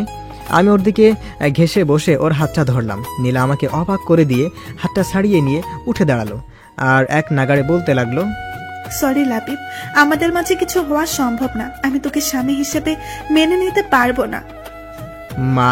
মানে কি? আমি কথাটা শুনে দাঁড়িয়ে পড়লাম। নীলা অন্যদিকে মুখ করে তাকিয়ে আছে। আমি অবাক হয়ে বললাম, কি বলছো এসব? I am sorry Labib, but তোকে স্বামী হিসেবে মেনে নেওয়া আমার পক্ষে সম্ভব না। তুমি আমার সাথে মজা করছো নাকি? এটা কি কোনো মজা করার সময়? আমি কোনো মজা করছি না, আমি সিরিয়াস। কথাটা বলে নীলা আমার দিকে ঘুরে তাকালো। ওর চোখে জল ছলছল করছে। ওকে দেখে মনে হচ্ছে ও সিরিয়াস, কিন্তু কেন? এত সব কিছুর হয়ে যাওয়ার পরও এমনটা কেন? আমি যতটা জানি নীলার এই বিয়েতে যথেষ্ট সম্মতি ছিল, যার কারণে আজকে আমাদের বিয়ে হয়েছে। দেখো, আমি সত্যিই বুঝতে পারছি তুমি কি বলছো, কিন্তু এখন এসব বলার মানে কি, আর কেনই বা বলছো? আমি সরি লাবিব, আমি সরি। আরে কাঁদছো কেন? বিশ্বাস কর, আমি তোকে কষ্ট দিতে চাইনি আর ঠকাতেও চাইনি। আমি অনেক চেষ্টা করেছিলাম। মানে কি? কি হয়েছে একটু বলবে? আর এই কান্নাকাটি বন্ধ করো। আমি সরি। বুঝতে পারছি না আমি কি করব। এখন তো আমার কাঁদা উচিত, কিন্তু এ কেন কাঁদছে? তখন নীলা চোখ মুছতে মুছতে বলল, তোর মনে আছে বিয়ে হওয়ার আগে তো রুমে গিয়েছিলাম? আছে। তুমি কিছু একটা বলতে চাইছিলে, কিন্তু আম্মু বাসায় আর বলতে পারোনি। হ্যাঁ, আসলে ওই নিলয়। কি আবার ওই নিলয়? এখানে আবার নিলয় কোথা থেকে আসলো? নিলয় এখন হসপিটালে আছে। ওহ, খুবই দুঃখজনক। কিন্তু ও হসপিটালে থাকার সাথে আমাকে না মেনে নেওয়ার কি কারণ? কারণ আছে। কি কারণ? আজকে ও শুধু হসপিটালে আমার কারণেই আছে, আমার কারণেই ওর অ্যাক্সিডেন্ট হয়েছে। তোমার কারণে মানে? হ্যাঁ, নিলয় আমাকে এখন ভালোবাসে আর ও চাইলে আমি বিয়ে করি, কিন্তু এক মিনিট, কিসের ভালোবাসা? নিলয় কে? তোমার বিয়ে নিয়ে কথা বলার? ও নিজেই তো বিবাহিত। না, নিলয় বিয়ে করেনি। বিয়ে করেনি মানে? তুমি তো বলেছিলে ও বিয়ে করেছে, আর বিয়ে যদি নাই করে থাকে তাহলে ওই মেয়েটা কে ছিল? আসলে ব্যাপারটা একটু জটিল। নিলয়ের একটা যমজ ভাই আছে যার নাম নীল, আমিও সেটাই জানতাম। কিছুদিন আগে নিলয় জানিয়েছিল, কিন্তু আমি বিশ্বাস করিনি। বিশ্বাস করলে হয়তো আজকে এত কিছু হতো না। কথাটা বলেই আবার কান্না করতে শুরু করলো। আমি নিজের যমজ ভাইয়ের কথা শুনে কেমন যেন জট বেঁধে গেল। তখনই আমি বললাম, তার মানে তুমি বলতে চাচ্ছ ওই মেয়েটা নীলের বউ আর নিলয় এর ভাবি? আমি প্রথমে নিলয় আর ওর ভাবিকে একটা রেস্টুরেন্টে দেখেছিলাম। নিলয়ের সাথে অন্য মেয়েকে দেখে আমার রাগ উঠে যায়, তাই আমি ওদের সামনে যাই আর জিজ্ঞেস করি যে এই মেয়েটাকে। তখন নিলয় কোনো উত্তর দেয়নি। তখন ওর সাথে থাকা মেয়েটা মানে ভাবি বলেছিল নিলয় নাকি ওর স্বামী। কিছুদিন আগে ওদের বিয়ে হয়েছে। নিলয়ের বিয়ের কথাটা যেন আমার বিশ্বাসই হচ্ছিল না। আমি বারবার নিলয়কে জিজ্ঞাসা করার পরে কোনো উত্তর দিচ্ছিল না, তাই আমি ধরে নিয়েছিলাম যে নিলয় আমাকে ঠকিয়ে বিয়ে করে নিয়েছে। যার কারণে আমি ওর সাথে সব জায়গায় যোগাযোগ বন্ধ করে দেই। ও আমার সাথে দেখা করার অনেক চেষ্টা করেছিল। ওর প্রতি এত ঘৃণা সৃষ্টি হয়েছিল যে আমি দেখা করিনি। তাহলে কি করে জানলে ওটা ওর ভাবি ছিল? আর যদি ওর ভাবি ছিল তাহলে তাকে কেন স্বামী ভাবতো? নিশ্চয়ই মেয়েটা জানতো তারা যমজ ছিল। বলছি, কালকে কিছু জিনিস কেনার জন্য শপিং মলে যাই। এখানে নিলয়ের মুখোমুখি হই, তাই বাধ্য হয়ে ওর কথা আমাকে শুনতে হয়েছিল। আসলে নিলয়ের ভাই নীল বাহির থেকে লেখাপড়া করে এসেছে। ওখানে থাকতেই নাকি ওর ভাইয়ের একটা মেয়ের সাথে রিলেশন হয়। দেশে আসার পরপরই ওদের বিয়ে হয়, কিন্তু বিয়ের কয়েকদিন পর নাকি নীল মারা যায়। আর ওই মেয়ের নীলের মৃত্যুতে মেন্টালি ডিসব্যালেন্স হয়ে পড়ে আর নিলয়কে তার স্বামী ভাবতে শুরু করে দেয়। ডাক্তারের কথা অনুযায়ী নিলয় নীল হিসাবে অভিনয় করে যাচ্ছে ওর ভাবিকে সুস্থ করতে। ওই দিন আমি নিলয়ের কোনো কথাই বিশ্বাস করিনি, কারণ নিলয় আমাকে কখনো ওর যমজ ভাইয়ের কথা বলেনি। আসার সময় ওকে আমি আমার বিয়ের কথা বলে দিয়েছিলাম আর আমাকে ডিস্টার্ব করতে বারণ করেছি। আর আজকে অন্য একটা নাম্বার থেকে নিলয় আমাকে ফোন দেয়। আমাকে অনেক বোঝানোর চেষ্টা করে, কিন্তু আমি ফোন রেখে দেই। তারপর আমার ফোনে অনেকগুলো ছবি আসে নিলয়ের নাম্বার থেকে। এই দেখ বলেই নীলা আমার দিকে ফোনটা এগিয়ে দিল। ছবিগুলো দেখে বুঝলাম এগুলো নীলা আর বিয়ের ছবি। সেগুলো নীল আর নিলয় দুজনই আছে। সেখানে নীল আর নিলয় দুজনই আছে। ছবিগুলো দেখে আমি নীলাকে বললাম, যখন জেনে গেছিলে নিলয় তোমাকে ঠকায়নি, তাহলে আমাকে বিয়ে করলে কেন? না করে দিলেই তো সব শেষ হয়ে যেত। আর তুমি এখন বলছো? আমি কি করব ঠিক বুঝতে পারছিলাম না। তো এত কম সময়ের মধ্যে এত কিছু হয়ে গেল যে আমি তো এটা তোকে জানাতেই তখন তোর রুমে গিয়েছিলাম আর বললে উঠতে পারিনি, আর অন্য কাউকে বলার সাহস পাচ্ছিলাম না। ওয়াও, আমি সরি লাবিব, আমাকে ক্ষমা করে দে। এটুকু বলে আবার কাঁদতে লাগলো আর আমি চুপ করে বসে রইলাম। হাসি পাচ্ছে খুব আমার। ও আমার ভাগ্যের উপর কি ভুল করেছিলাম যে আমাকে তার মাসুল দিতে হচ্ছে? হয়তো নীলাকে ভালোবাসাটাই আমার সব থেকে বড় ভুল ছিল। আমার না খুব ভয় করছে যদি নিলয়ের কিছু হয়ে যায়। নীলার কথাটা শুনে রাগ উঠে গেল। যদিও সে কেঁদে কেঁদে কথা বলছে, কথা শুনে মনে হচ্ছে সব ওর আর নিলয়েরই হয়েছে, আর আমার সাথে কিছুই হয়নি। আমার জীবনটা শেষ করে দিল এই মেয়েটা, আর এখন বসে বসে অন্যের জন্য কান্না করছি। হঠাৎ করে নীলার ফোনটা বেজে উঠল। তারপর নীলা ফোনটা রিসিভ করলো। আমি যেটুকু বুঝলাম নিলয় এখন আউট অফ ডেঞ্জার। নীলাকে এখন দেখে মনে হচ্ছে ও অনেকটাই নিশ্চিন্ত। হাসি মুখে চোখের পানি মুছতে মুছতে ওয়াশরুমে চলে গেল, আর আমি নিজের জায়গাতেই বসে রইলাম। আমার মনের ভিতর যে কি ঝড় বইছে তা আমি বলে বোঝাতে পারবো না। কিছুক্ষণ পর নীলা বাইরে এসে আর জিজ্ঞেস করলো, লাবিব তুই ঠিক আছিস? কিরকম একটা হাস্যকর একটা প্রশ্ন। আমার সাথে এত কিছু করে এখন বলছে আমি ঠিক আছে কিনা। আমি ঠিক আছি, আমার আবার কি হবে? তাহলে তোকে এমন দেখাচ্ছে কেন? আমি কিছু না বলে দরজার থেকে পা বাড়ালাম। পিছন থেকে নীলা বলে উঠল, কোথায় যাচ্ছিস তুই? আমার খুব ঘুম পাচ্ছে, তাই ঘুমাতে যাচ্ছিলাম। তাহলে ওইদিকে কোথায় যাচ্ছিস? কই ঘুমাবি তুই? আমার রুমে। কেন? কেন আবার? এটা তো তোমার রুম। একটুবার তুমি এটাই বলবে যে তুই আমার সাথে ঘুমাতে পারবি না, তাই আমি নিজে থেকে চলে যাচ্ছি। তুই এভাবে কথা বলছিস কেন? কেউ যদি জানতে পারে তুই অন্য রুমে ঘুমিয়েছিস তাহলে সবাই কি ভাববে? যেটা ভাবা সেটাই ভাববে। আর এখানে কে কি ভাবলো তাতে কি আসে যায়? আজ হোক বা কাল হোক সবাই তো জানতেই পারবে। লাবিব, আমি সত্যি অনেক সরি। তোর সাথে যা হয়েছে তা ঠিক নয়। বিশ্বাস কর, আমি বুঝতে পারছি তোর ভেতরে কি চলছে। এই মুহূর্তে নীলার এরকম কথাগুলো শুনতে খুব কষ্ট হচ্ছে, খুব রাগও হচ্ছে ওর উপর। তাই নীলার কোনো কথা না শুনে আবার দরজার দিকে পা বাড়াতে নীলা পেছন থেকে হাত টেনে ধরলো। নীলা আমার হাত ধরতেই এতক্ষণে দমিয়ে রাখা রাগটা বেরিয়ে গেল। তাই ঘুরে একটা থাপ্পড় মেরে দিলাম। নীলা থাপ্পড়টা সামলিয়ে ওঠার আগেই ওকে দেওয়ালের সাথে চেপে ধরলাম। হঠাৎ করেই নীলা আমার রাগ দেখে ভয় চুপসে গেল। ভয়ার্ত কণ্ঠে বলল, কি কি কি করছিস তুই? তোমার আমাকে কি পুতুল মনে হয়? যখন যা ইচ্ছে তখন আমার সাথে তাই করবা, আর আমি সব কিছু চুপচাপ মেনে নিব। আমি সরি। আর কি বলবো, কিছু বলার নেই। তাই নীলাকে ছেড়ে দিয়ে বেলকনিতে চলে এলাম। বাইরে অনেক ঠান্ডা বাতাস বইছে। তার কিছুক্ষণ পর বৃষ্টি শুরু হলো। বাতাসের ঝটকায় বৃষ্টির ফোঁটা আমার পুরো শরীরে এসে পড়ছে। অন্য সময় হলে দৌড়ে এতক্ষণে রুমে চলে যেতাম, কিন্তু আজ এখানে দাঁড়িয়ে দাঁড়িয়ে ভিজছি। খুব ভালো লাগলো এখানে দাঁড়িয়ে থাকতে। যতবারই নীলাকে নিজের করে নেওয়ার চেষ্টা করছি ততবারই এমন হয়েছে। আমার সব ভাবনা, চিন্তা, আশা, আকাঙ্ক্ষা সবই বরাবরই ভেঙে গেছে। হঠাৎ খেয়াল হলো নীলা পেছন থেকে ডাকছে, এই লাবিব, এভাবে দাঁড়িয়ে আছিস কেন? ভিজে যাচ্ছিস তো, ভিতরে আয়। কি বললাম শুনতে পাচ্ছিস না? আমি ঘুরে দাঁড়াতেই নীলা আমার হাত ধরে রুমের মধ্যে নিয়ে গেল। এতক্ষণে আমার খেয়াল হলো যে আমার মাথা আর সামনের দিকটা বৃষ্টিতে ভিজে একাকার হয়ে গেছে। তখন নীলা বলছে, দেখেছিস কি অবস্থা করেছিস? ভিজে তো একাকার হয়ে গেছিস। আমি এতগুলো ডাক দিলাম, তুই যেন শুনতেই পেলি না। ইস, কি অবস্থা! এখন যদি জ্বর এসে পড়ে তখন কি করবি? তুইও না, দাঁড়া, আমি তোয়ালাটা আনছি। ও তোয়ালে এনে আমার মাথা মুছে দিল। আমি শুধু অবাক হয়ে ওর দিকে তাকিয়ে রইলাম।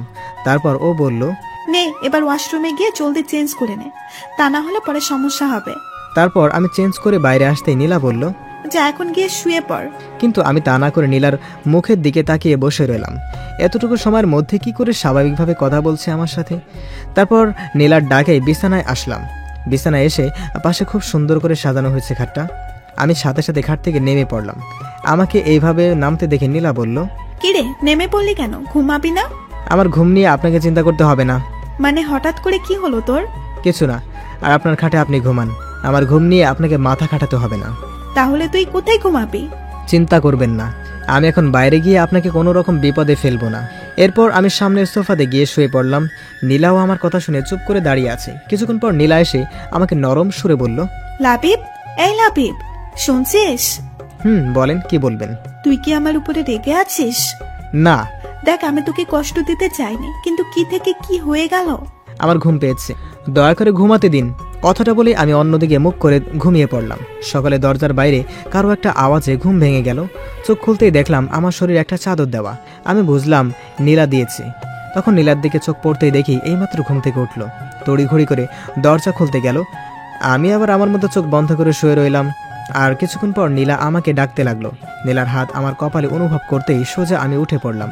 একটা মিষ্টি হাসি দিয়ে বলল, যাক, জ্বরটা মনে হয় নেমে গেছে। আমার জ্বর আসছিল? আসছিল তো, রাতে বেশ ভালোই জ্বর এসেছিল। ও, রাতেই বুঝেছিলাম যে তোর জ্বর আসবে, তাই আর ঘুমাইনি। কেন ঘুমাননি কেন? আমি ঘুমালে তোর জ্বরটা কি কমতো নাকি? আমার জন্য আপনাকে রাত জাগতে বলেছি নাকি? এছাড়া এই জ্বর আমার কাছে নতুন কিছু না। আরে এটা কি ধরনের কথা? তোকেও তো এভাবে কষ্ট পেতে দেখবো নাকি? ও আচ্ছা, আমার কষ্ট নিয়ে আপনি এতটা ভাবেন? অনেক ধন্যবাদ আপনাকে। নীলা আমার কথার খোঁচাটা বুঝতে পেরে চুপ করে মাথা নিচু করে বলল, এভাবে বলছিস কেন? আমি তো ইচ্ছে করে তোর সাথে এমনটা করিনি। তো একবারও বলনি আপনি ইচ্ছে করে এমনটা করেছেন। এটা আমার ভাগ্য ছিল, আপনার কোনো দোষ নেই। লাবিব দেখ, আমরা চাইলেই কিন্তু ব্যাপারটা সহজ করতে পারি। আপনার কাছে এই ব্যাপারটা যতটা সহজ মনে হচ্ছে, আমার কাছে এই ব্যাপারটা ততটাই কঠিন। অবশ্য আপনি এটা বুঝবেন না, বুঝলে হয়তো এমনটা আমার সাথে হতো না। লাবিব, আপনি চিন্তা করবেন না, আর আপনি নিশ্চিন্ত থাকতে পারেন যে আমি আপনাকে কখনো আটকাবো না, আর আটকানোর চেষ্টাও করব না। আপনি যখনই চান তখনই আপনি নীলার কাছে যেতে পারেন।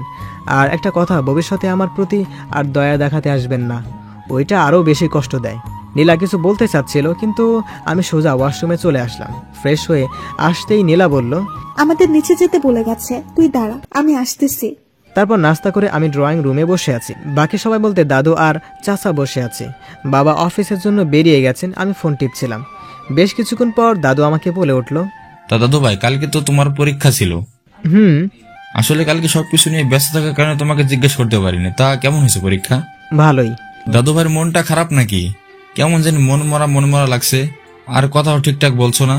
না দাদু, তেমন কিছু না, আসলে কাল রাতে ঘুম হয়নি তো তাই। দাদু কথাটা শুনেই কাশতে লাগলো। চাচাও খবরের কাগজটা পড়ার জন্য বড় করে ধরলেন মুখের উপর। রুমা আন্টি মানে এক কাজের লোক চা দিতে এসেছিল, আমার কথাটা শুনে ফিক করে হেসে দিয়ে চলে গেল। আমি হঠাৎ করে সবার এমন আচরণের হেতু খুঁজে পেলাম না। তখন চায়ের কাপটা হাতে নিয়ে একটা চুমুক দিয়েছি। আমার রুমি আন্টি এসে আমাকে বলল যে নীলা নাকি আমাকে ডাকতেছে রুমের মধ্যে। আজব একটা মহিলা, খালি হাসে কেন। আমি যাচ্ছি। এবার সোজা উপরে চলে গেলাম। এসে দেখি নীলা ড্রেসিং টেবিলের সামনে বসে চুল আশ্রা। তখন আমি কাছে গিয়ে বললাম, আপনি নাকি ডাকছিলেন?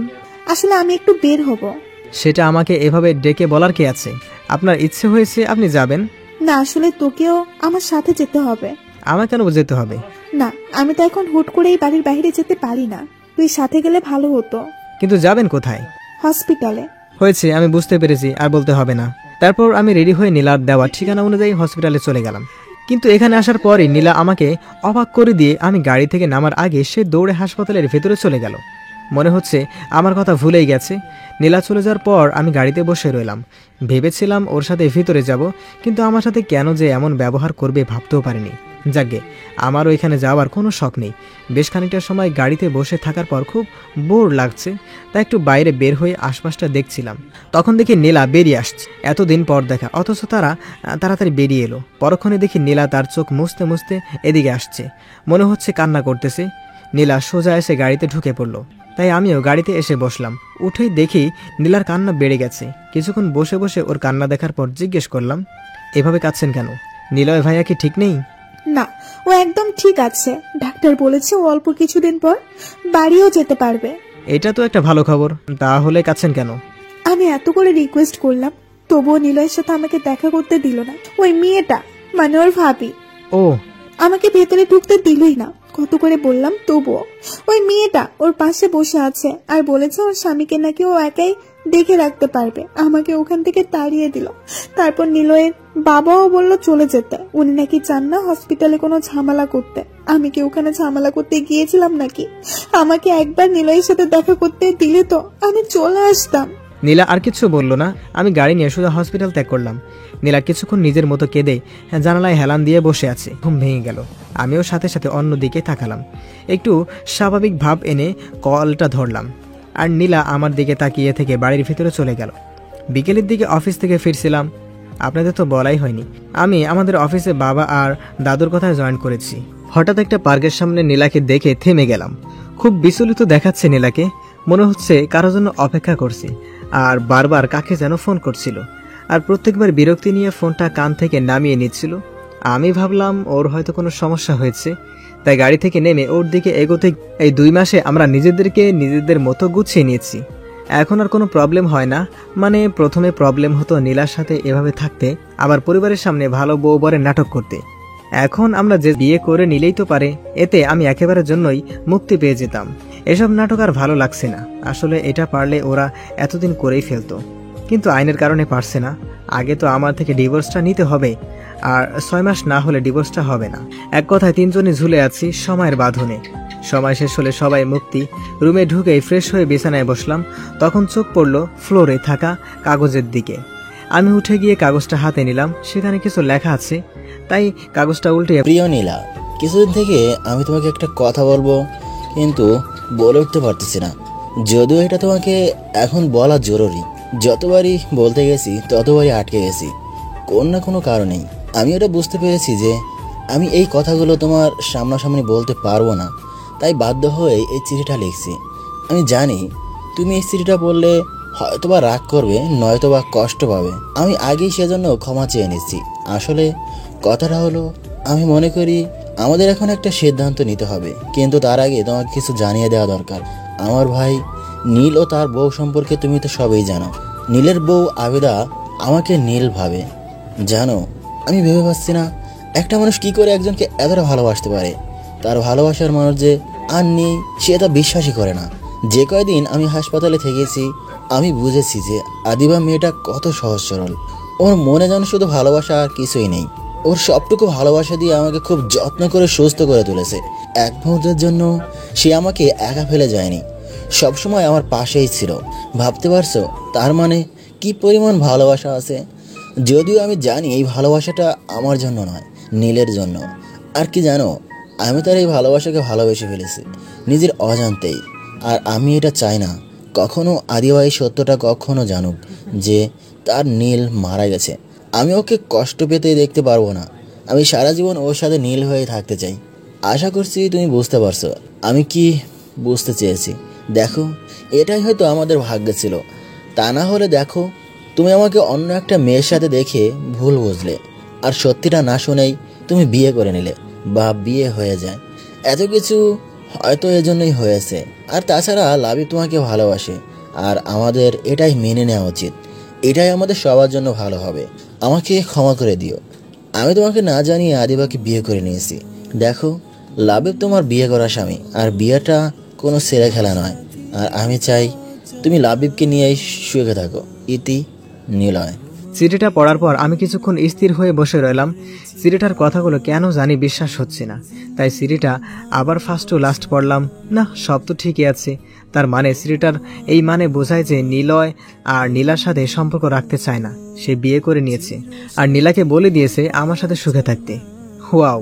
অথবা চিঠিটা যেরকম ভাবে ছিল সেইভাবে আবার ফ্লোরে রেখে দিলাম। কি আজব পাবলিক মাইরি এই নিলয়! প্রথমে তো হঠাৎ করে ফিরে এসে আবার বিয়ের 12টা বাজিয়ে দিল, আর এতদিন পর বলছে আমার সাথে সুখে সংসার করতে।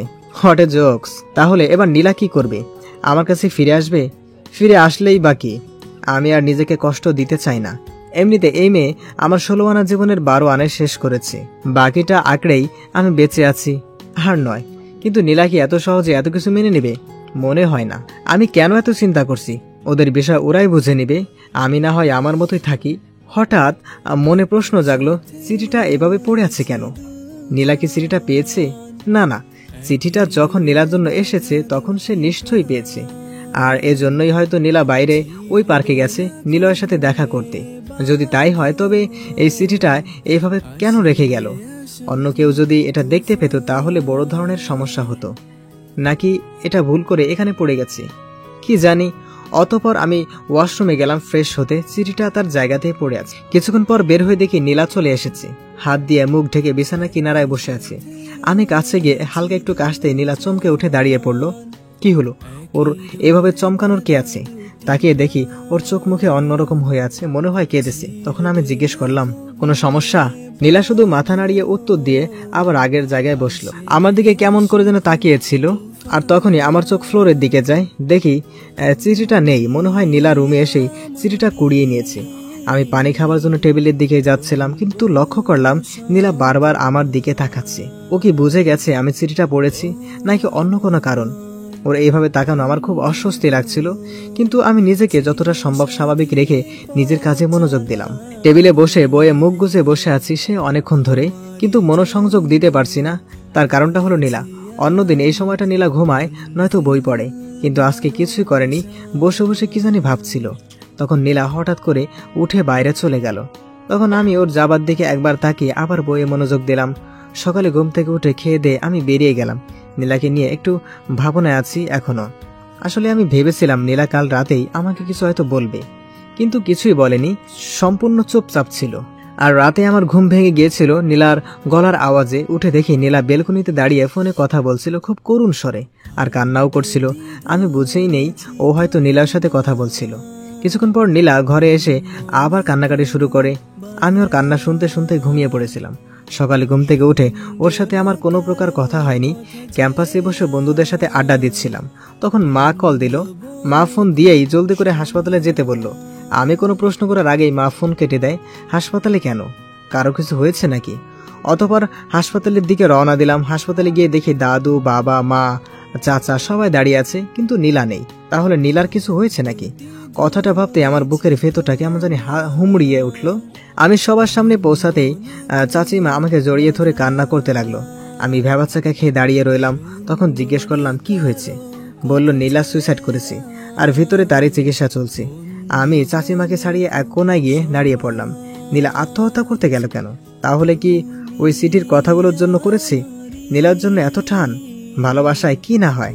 আশেপাশে তাকিয়ে দেখলাম বাসার সবাই চিন্তিত, সবাই গম্ভীরভাবে ওটি রুমের দিকে তাকিয়ে আছে।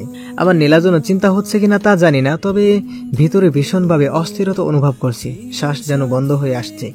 নীলা যে এমন একটা সিদ্ধান্ত নিবে তা আমি বুঝতেই পারিনি। কিছুক্ষণ পর ডাক্তার বেরিয়ে আসতেই দাদু এগিয়ে গেল আর জিজ্ঞেস করলো যে নীলা কেমন আছে। ডাক্তার হেসে উত্তর দিল যে নীলা একদম ঠিক আছে। এটা শুনে সবার মাঝে যেন আনন্দের স্রোত বয়ে গেল। তখন চাচিমা এগিয়ে গিয়ে ডাক্তারকে বলল, আমি আমার মেয়ের সাথে দেখা করব। নিশ্চয় দেখা করবেন। আমরা তাকে অন্য একটা রুমে শিফট করে দিচ্ছি, তারপর দেখা করুন। রোগী যেন কোনো কিছুতে অস্বস্তি না হয়, সেদিকে খেয়াল রাখবেন প্লিজ। তারপর ডাক্তার চলে যায়। তারপর নীলাকে অন্য একটা কেবিনে নিয়ে যাওয়া হলো। তখন সবাই ওর সাথে দেখা করার জন্য চলে যায়, কিন্তু আমি যাইনি। বাইরে দাঁড়িয়ে আছি। আমি গিয়েই বা কি করব, আর কি বা বলবো?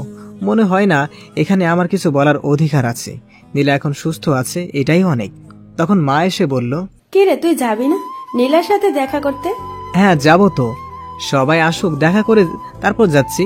সবাই তো দেখা করেছে ওর সাথে, তুই ওর কাছে যা, ওর ভালো লাগবে। ও আচ্ছা। তবে নীলা এমন কাজ কেন করলো বলতো? সেটা আমি কি করে বলবো? নীলাই ভালো জানে, ওকে জিজ্ঞেস করো। আরে না ডাক্তার, ওকে এখন কিছু জিজ্ঞেস করতে না করেছে। আচ্ছা তুই ভিতরে যা, দেখিস আবার ওকে কিছু বলতে যাস না। ওর কাছ থেকে পরে শুনে নেব। বলে নীলার ক্যাবিনের ভিতরে গেলাম। দেখি চাচিমা নীলার পাশে বসে আছে। আমাকে দেখে চাচিমা নীলাকে আসছি বলে বেরিয়ে গেলেন। আমি তখন এগিয়ে গিয়ে নীলার পাশে একটা চেয়ার পেতে বসলাম। নীলা আমার দিকে একবার তাকিয়ে তারপর উপরের দিকে তাকিয়ে রইল। কিছুক্ষণ বসে থাকার পর আমি বললাম, এমন একটা কাজ কেন করলে? সে কোনো উত্তর না দিয়ে উপরের দিকে তাকিয়ে আছে। আমি বললাম, আমি কিন্তু চিঠিটা পড়েছি। কথাটা শুনে নীলা আমার দিকে অবাক হয়ে তাকালো। তখন আমি বললাম, জানি অন্যের চিঠি পড়া ঠিক না। রুমে এসেই দেখি চিঠি নিচে পড়েছিল, তাই পড়ে ফেলেছি। তার জন্য আমি সরি। নীলা আমাকে কিছু বলতে না দিয়ে অন্যদিকে মুখ ঘুরিয়ে নিল। একটু পরে বুঝতে পারলাম ও নীরবে কাঁদছে। কি হলো, কাঁদছেন কেন? নীলয়ের জন্য? নীলা চুপ করে কান্না করেই যাচ্ছে। আপনি মরে গেলেই বুঝি সব ঠিক হয়ে যেত? তারপর নীলা অশ্রু ভেজা চোখে আমার দিকে তাকালো। একবারও বাসার কারো কথা ভাবলেন না? চাচিমার অবস্থা তো একেবারে শোচনীয় হয়ে গিয়েছিল, আর বাসার সবাই খুব ভেঙে পড়েছিল। শত হলেও আপনি বাড়ির একমাত্র মেয়ে, বলতে গেলে সবার চোখের মণি। সবার তো কষ্ট হবেই, তাই না? আর তুই? আমার আবার কি হবে? বাসার সবার মতো আমার একটু চিন্তা হচ্ছিল, আর কি। এরপর দুজনে চুপ করে আছি। কিছুক্ষণ এভাবে চলার পর আমি বললাম, আচ্ছা আমি আসি তাহলে, আপনি রেস্ট নিন। নীলার কোনো উত্তরের অপেক্ষা না করে সেখান থেকে বেরিয়ে এলাম। আমি রাতের খাবার খেয়ে উপরে যাচ্ছিলাম, তখনই পিছন থেকে মা ডাক দিয়ে বলল, লাবিব দাঁড়া, করে যেতে পারি, সামনে আমার পরীক্ষা, একটাও ক্লাস মিস করা যাবে না। এ কদিন ক্লাস না করলে কিছুই হবে না। মা তুমি বুঝতে পারছো না আমার। আচ্ছা, তোর কি ক্লাস নীলার থেকেও বেশি জরুরি? না আসলে কোনো কথা নয়, আমরা বড়রা মিলে যে সিদ্ধান্ত নিয়েছি সেটাই হবে। আচ্ছা তোদের মাঝে সবকিছু ঠিক আছে তো? একে অপরকে নিয়ে খুশি নস? তোদের মাঝে কি এখনো বনিবনা হয়ে উঠেনি? তোদের দুজনের সম্মতিতে আমরা বিয়েটা দিয়েছিলাম, এখন যদি এমন করিস তাহলে? আরে মা সবকিছু ঠিক আছে, কোনো সমস্যা নেই। আমি তো শুধু। অনেক হয়েছে, তোমরা দুজন কিছুদিনের জন্য ঘুরতে যাচ্ছ, এটাই ফাইনাল। আচ্ছা ঠিক আছে, আগে তোমরা নীলাকে জিজ্ঞেস করে দেখো সে যাবে কিনা, তারপর আমি ওখান থেকে চলে এলাম। মা বলছিল আমাদের দুজনকে কোথাও ঘুরতে পাঠাতে চাই। জানি, আমাকে একটু আগেই বলেছে। আর আমাকে বললো তোর সাথে কথা বলতে। কোথায় যাব তা কালকে জানাতে, কিন্তু তার আগে আমি জানতে চাই তুই কি যেতে রাজি আছিস? এখানে আমার যেতে না চাওয়ার কোনো কথাই নেই। আমাকে চাইলেও যেতে হবে, আর না চাইলেও যেতে হবে। সবাই আপনার কথা ভেবে এই প্ল্যানটা করেছে, অতএব এটা আপনার সিদ্ধান্তের উপর নির্ভর করছে। কেন, তুই কি যেতে চাস না? আমি তো বললামই, এখানে আমার মতামতটা ইম্পর্টেন্ট না। আপনি যেতে চাইলে আমাকেও যেতে হবে। তার মানে তুই যেতে চাস না? দেখুন, আমি একবারও বলিনি যে আমি যেতে চাই না। তুই এভাবে কথা বলছিস কেন? আর আমি কয়েকদিন থেকে লক্ষ্য করছি তুই আমাকে এড়িয়ে চলছিস। আমি কিছু বলতে গেলেই তুই কোনোভাবে সরে পড়িস। তুই কি আমাকে ইগনোর করছিস? হালকা একটু হেসে বললাম, আপনার হয়তো কোথাও একটু ভুল হচ্ছে। আমি আপনাকে ইগনোর করতে যাব কেন? আমার সে যোগ্যতা আছে নাকি? আর যদি বাসতাম হয়তো। প্লিজ এখানেও হেয়ালি করিস না। কিন্তু আপনি হঠাৎ করে এই প্রশ্ন কেন করছেন? জানিস, আমি এই কয়েকদিনে অনেক ভেবেছি, আর এখন আমি আমার ভুলটা বুঝতে পেরেছি। তুই আমাকে সেই প্রথম থেকেই ভালোবেসে গিয়েছিলি, আর আমি তোকে অবহেলা করে গেছি, অনেক কষ্ট দিয়েছি তোকে। জানিস, আমি খুব ভালো করেই বুঝে গেছি তুই কতটা কষ্ট পেয়েছিস এতদিন, কিন্তু আমাকে কিছুই বলিসনি। কি করে সহ্য করতে তুই? আমি হেসে দিয়ে বললাম, আপনার আবার কি হলো? আমাকে ক্ষমা করে দে, আমি বুঝতে পারিনি। হঠাৎ করে নীলা আমাকে অবাক করে দিয়ে আমার পায়ে পড়ে গেল আর পা জড়িয়ে ধরে বলতে লাগলো, আমাকে ক্ষমা করে দে প্লিজ, আমি আমার ভুল বুঝতে পেরেছি, অনেক কষ্ট দিয়েছি তোকে, বিশ্বাস কর আমিও এই কয়দিনে অনেক কষ্ট পেয়েছি, এখন আর আমি নিতে পারছি না, প্লিজ আমাকে ক্ষমা করে দে প্লিজ। নীলা অনবরত কান্না করেই যাচ্ছে আর আমি আকস্মিকতায় স্থির হয়ে দাঁড়িয়ে আছি। নীলা যে এইভাবে আমার পা জড়িয়ে ধরে বসে পড়বে তা আমি ভাবতেও পারিনি। তাই আমি সাথে সাথে বললাম, কি করছেন কি, আমার পা ছেড়ে দেন। আমি নীলার থেকে আমার পা ছাড়িয়ে নিয়ে একটু দূরে সরে এলাম। তখন নীলা এসে কাঁদতে কাঁদতে বলল, আমাকে ক্ষমা করে দে প্লিজ, আমি আর নিতে পারছি না। আমি কিছুক্ষণ নীলার দিকে তাকিয়ে রইলাম। নীলা ফ্লোরে বসে নিচের দিকে তাকিয়ে কান্না করেই যাচ্ছে। তখন আমি ওর কাছে গিয়ে ওকে দাঁড় করিয়ে জিজ্ঞেস করলাম, এসব কেন করছেন আপনি? ভালোবাসি। কি? কখন থেকে? যখন থেকে বুঝতে পেরেছি। আচ্ছা। তখন আমি হাসি মুখে মুচকে এসে ওর থুতনিতে ধরে মুখটা তুলে জিজ্ঞেস করলাম, তো কতটা ভালোবাসো? খুব খুব ভালোবাসি, সারা জীবন তোকেই ভালোবাসবো। নীলা আমাকে এভাবে জড়িয়ে ধরে দাঁড়িয়ে রইল। তখন আমি ওকে হঠাৎ করে একটা ধাক্কা দিয়ে বললাম, আমাকে ভালোবাসো? আমি আর নিজেকে কষ্ট দিতে ভুল করছি না, অনেক কষ্ট পেয়েছি তোমাকে ভালোবাসি, কিন্তু এখন আর পারবো না। ভালোবাসা কোনো খেলার জিনিস না যে যেভাবে ইচ্ছা সেভাবে খেলতে পারবে। নীলা খুবই অবাক হয়ে আমার দিকে তাকিয়ে রইল আর বলল, বিশ্বাস কর আমি তোকে সত্যি অনেক ভালোবাসি, প্লিজ বোঝার চেষ্টা কর। একটা হাসি দিয়ে বললাম, আমি খুব ভালো করে বুঝতে পেরেছি, আমি তোমার কাছে একটা সেকেন্ড অপশন হিসেবে ছিলাম। যখন তুমি নীলাকে ভুল বুঝলে তখন আমার কাছে এসেছিলে, তারপর আমাকে আবার ছুঁড়ে ফেলে দিয়ে নীলার কাছে চলে গেলে, আর এখন যখন নীলা তোমাকে ছেড়ে চলে গেল তখন আমি তোমার একমাত্র অপশন হয়ে গেলাম। তাই আমার কাছে ফিরে আসতে চাইছো? এসব ভালোবাসা টালোবাসা কিছুই না, স্বার্থপরতা। কথাগুলো বলা শেষ করে আমি রুম থেকে বেরিয়ে আসলাম। নীলার দিকে একবারও তাকাইনি। সে কখন থেকে ছাদে বসে আছি, তারপরও শান্তি পাচ্ছি না। এখনো মনের ভিতর নীলার কথাগুলো ঘুরপাক খাচ্ছে। আর সবকিছু শেষে একটা কথাই আসছে, নীলাকে সত্যি আমাকে ভালোবাসে। লাবিব। ভাবনা সেট পড়ল পিছন থেকে কারো ডাকে। গলা শুনে বুঝে গেলাম নীলা। পিছন না ফিরেই বললাম, আপনি এখানে কি করছেন? আগে বল, তুই এখনো রুমে না গিয়ে ছাদে কি করছিস? আমার এখানে ভালো লাগছে তাই বসে আছি। তাই বলে এত রাত পর্যন্ত? ঘড়িতে দেখেছিস কয়টা বাজে? রাত 2টা বাজতে চলছে। তো কি হয়েছে? কি হয়েছে মানে? তুই রুমে আয়। যাব না বলছি না। একটা কথা আপনাকে কতবার বলবো, যান না, আপনি গিয়ে শুয়ে পড়ুন।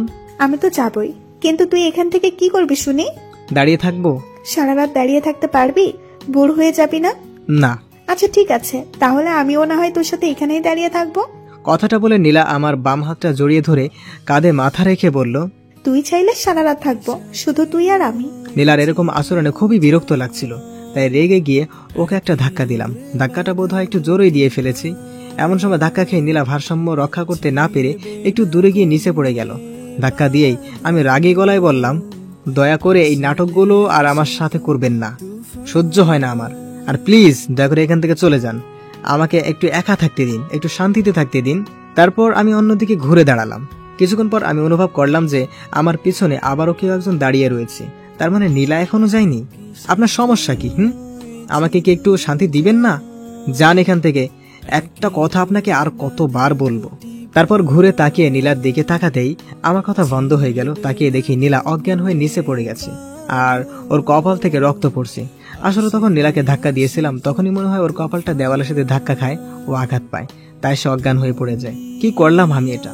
সাথে সাথে আমি নীলার কাছে গিয়ে ওকে ডাক দিলাম, কিন্তু কোনো সাড়া নেই। তাই নীলাকে আমি কোলে তুলে নিয়ে রুমে চলে এলাম আর বিছানায় শুয়ে দিলাম। তারপর চোখে পানি ছেড়াতেই নড়ে উঠলো। চোখ খুলেই আমার দিকে তাকিয়ে রইল এক দৃষ্টিতে। নিজেকে তখন অপরাধী মনে হচ্ছিল, তাই বললাম, সরি, আসলে আমি ইচ্ছে করে করিনি, রাগের মাথায় এত জোরে ধাক্কাটা দিয়েই ফেলেছি। নীলা শুধু একটা হাসি দিয়ে বলল, ওটা কোনো ব্যাপার না। আমি আর কিছু না বলে ফার্স্ট এইড বক্সটা নিয়ে এলাম।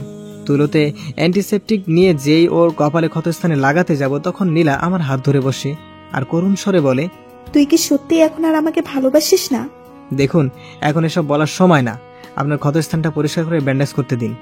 না, তুই আগে বল আমাকে ভালোবাসিস কিনা। দেখুন, এক কথা বারবার বলবেন না, আমাকে আমার কাজ করতে দিন। এই বলে যখনই আমার হাতটা বাড়ালাম তখনই আবার বাধা। বলুন তো কেমনটা লাগে? তুই আগে বল আমাকে ভালোবাসিস কিনা। দেখুন, আমার মাথা গরম করবেন না, চুপ করে বসে থাকুন। না আগে তুই? ঠাস ঠাস করে একটা থাপ্পড় দিয়ে বললাম, চুপচাপ কোনো নড়াচড়া ছাড়া বসে থাকো, আর একটা কথা বলবি তো ফল ভালো হবে না। থাপ্পড় খেয়ে নীলা একদম চুপ হয়ে গেল, আর কোনো নড়াচড়াও করছে না। যাক, তাহলে থাপ্পড়টা কাজে দিয়েছে। কিন্তু পরক্ষণে ওর চোখ দিয়ে অনবরত বৃষ্টি পড়তে লাগলো, আর আমার দিকে অদ্ভুতভাবে তাকিয়ে রইল। আমি সেই দিকে মন দিলাম না, সুন্দর করে ব্যান্ডেজটা করে দিয়ে বললাম, নিন শুয়ে পড়ুন। এখনও নীলার চোখ দিয়ে পানি পড়ছে। সে তা বারবার হাত দিয়ে মুছতেছে আর নাক টানছে। তখন আমি তাকে একটা ধমক দিয়ে বললাম, কি হলো, শুনতে পাননি আমি কি বলছি? নীলা যেন হঠাৎ আমার এমন ধমক শুনে কেঁপে ওঠে, কিন্তু সে বসে থেকে সেই একই কাজ করছে, সে কান্না করা আর নাক টানা। এখন আমি কি করি, নিরুপায় হয়ে বললাম, আসলে আই এম সরি, আপনি আমার কথা শুনছিলেন না তো, তাই থাপ্পড় মেরেছি। আমি সেই জন্য কাঁদছি না, আর আমি কোনো বাচ্চা নই যে একটা থাপ্পড় খেয়ে এভাবে কান্না করব। তাহলে? এমনি। মানে? তুই যখন আমাকে ভালোই বাসিস না, তাহলে এত টান কিসের আমার প্রতি তোর? আমার আঘাত নিয়ে তোর এত মাথা ব্যথা কেন? এখানে ভালোবাসার কিছু নেই, আর আপনার আঘাত নিয়েও আমার কোনো প্রকার মাথা ব্যথা নেই। আঘাত যেহেতু আমার কারণে লেগেছিল, তাই এসব করছি। ও আচ্ছা, তাহলে ধন্যবাদ। এখানে ধন্যবাদের কিছুই নেই, বললামই তো আমার কারণে হয়েছে তাই। হ্যাঁ, বুঝতে পারছি। যা ঘুমায় গিয়ে, আমার জন্য আর তোকে কষ্ট করতে হবে না। আপনিও ঘুমিয়ে পড়ুন।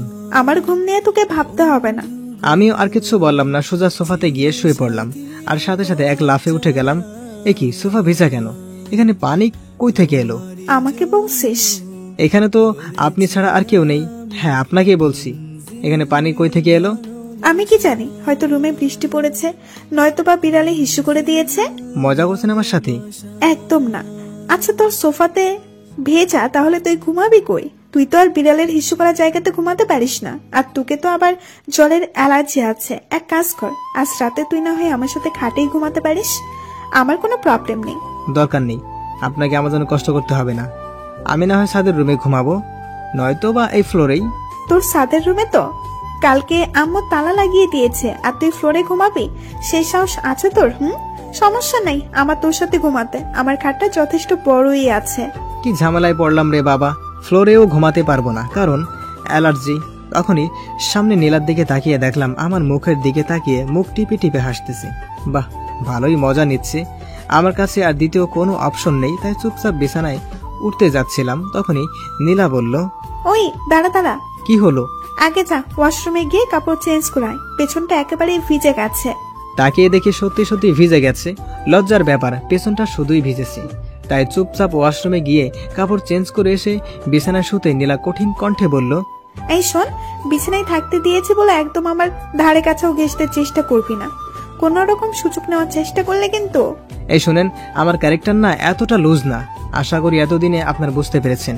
তা ঠিক আছে, তবুও বলে দিলাম নিজের সেফটির জন্য। আচ্ছা ঘুমা তাহলে। হঠাৎ করেই আমার ঘুমটা ভেঙে গেল। ঘুমের রেশটা কাটতেই দেখি নীলা আমাকে আষ্টে পৃষ্ঠে জড়িয়ে ধরে বুকের উপর ভর করে শুয়ে আছে, আর সেই সাথে আমার সারা মুখে ওর ঠোঁটের ছোঁয়া অনুভব করছিলাম। আর নীলা বলছিল, এই তোর এত ভাব কেন শুনি? আমি তোকে এত করে বলছি ভালোবাসি ভালোবাসি, তারপরেও তুই আমাকে বিশ্বাস করছিস না। আমাকে এতগুলো কথা শোনালি, আমি নাকি এই আমি নাকি সেই। খুব কষ্ট হচ্ছিল তখন জানিস, কিন্তু তারপর আবার খুশিও হয়েছিলাম যখন তুই রেগে গিয়ে আমাকে আপনি না বলে তুমি বলছিলি। আমি ঠিক বুঝে নিয়েছিলাম তুই এখন আমাকে প্রচন্ড রকম ভালোবাসিস। কথাটা বলে নাকে আরেকটা কিস দিল, তারপর আবার না বলতে পারি তাহলে আমার নামও নীলা না। এই বলে গালে একটা লম্বা কিস করলো। আমিও মনে মনে বললাম, আমিও দেখব। অথবা নীলা আমাকে জড়িয়ে ধরেই ঘুমিয়ে পড়ে। আমার খুব ইচ্ছে করছিল ওকে জড়িয়ে ধরে ঘুমাতে, কিন্তু সেই ইচ্ছে দমিয়ে রেখেই ঘুমিয়ে পড়লাম।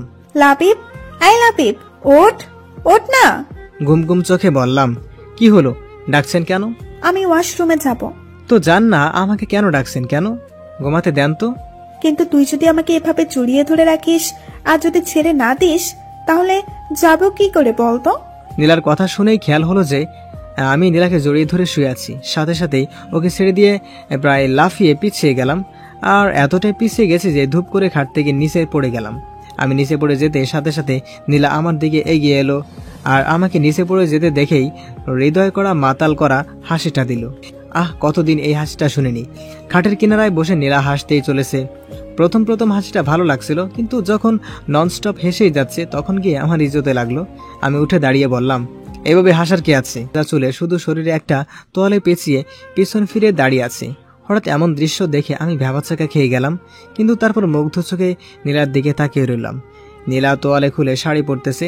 নীলা এখনো দেখেনি যে আমার ঘুম ভেঙে গেছে ও আমি উঠে পড়েছি।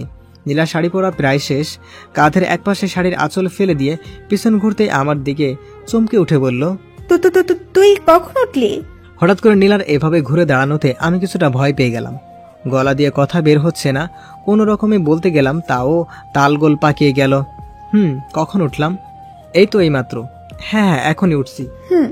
আমি কথাটা বলে আর ওখানে বসে থাকলাম না, সোজা ওয়াশরুমে ঢুকে গেলাম। কারণ নীলার সামনে বেশিক্ষণ থাকলে যাবি।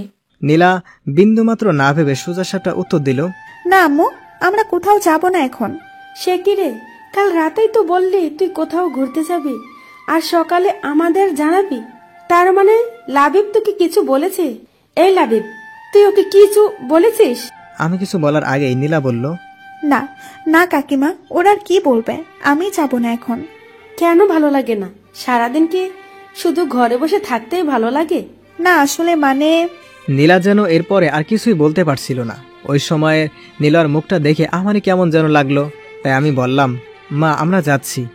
আচ্ছা। আমার কথা শুনে নীলা আমার দিকে অবাক হয়ে তাকিয়ে থাকলো। তারপর খেয়ে নীলা উপরে চলে গেল। আমিও কিছুক্ষণ পর উপরে চলে এলাম। ঘরে আসতেই নীলার হাস্যোজ্জ্বল মুখ এসে আমাকে জড়িয়ে ধরে বলল, আমি জানতাম, আমি ঠিক জানতাম যে তুইও আমাকে ভালোবাসিস। তুই আমাকে এভাবে দূরে সরিয়ে রাখতেই পারবি না। তারপর ছেড়ে দিয়ে গালে একটা কিস করে আবার জড়িয়ে ধরে বলল, I love you so much. আমি তখন নীলাকে ঠেলে দূরে সরিয়ে দিয়ে বললাম, আপনি ভুল ভাবছেন, আমি আপনাকে ভালোবাসি না, আর কখনো বাসবও না।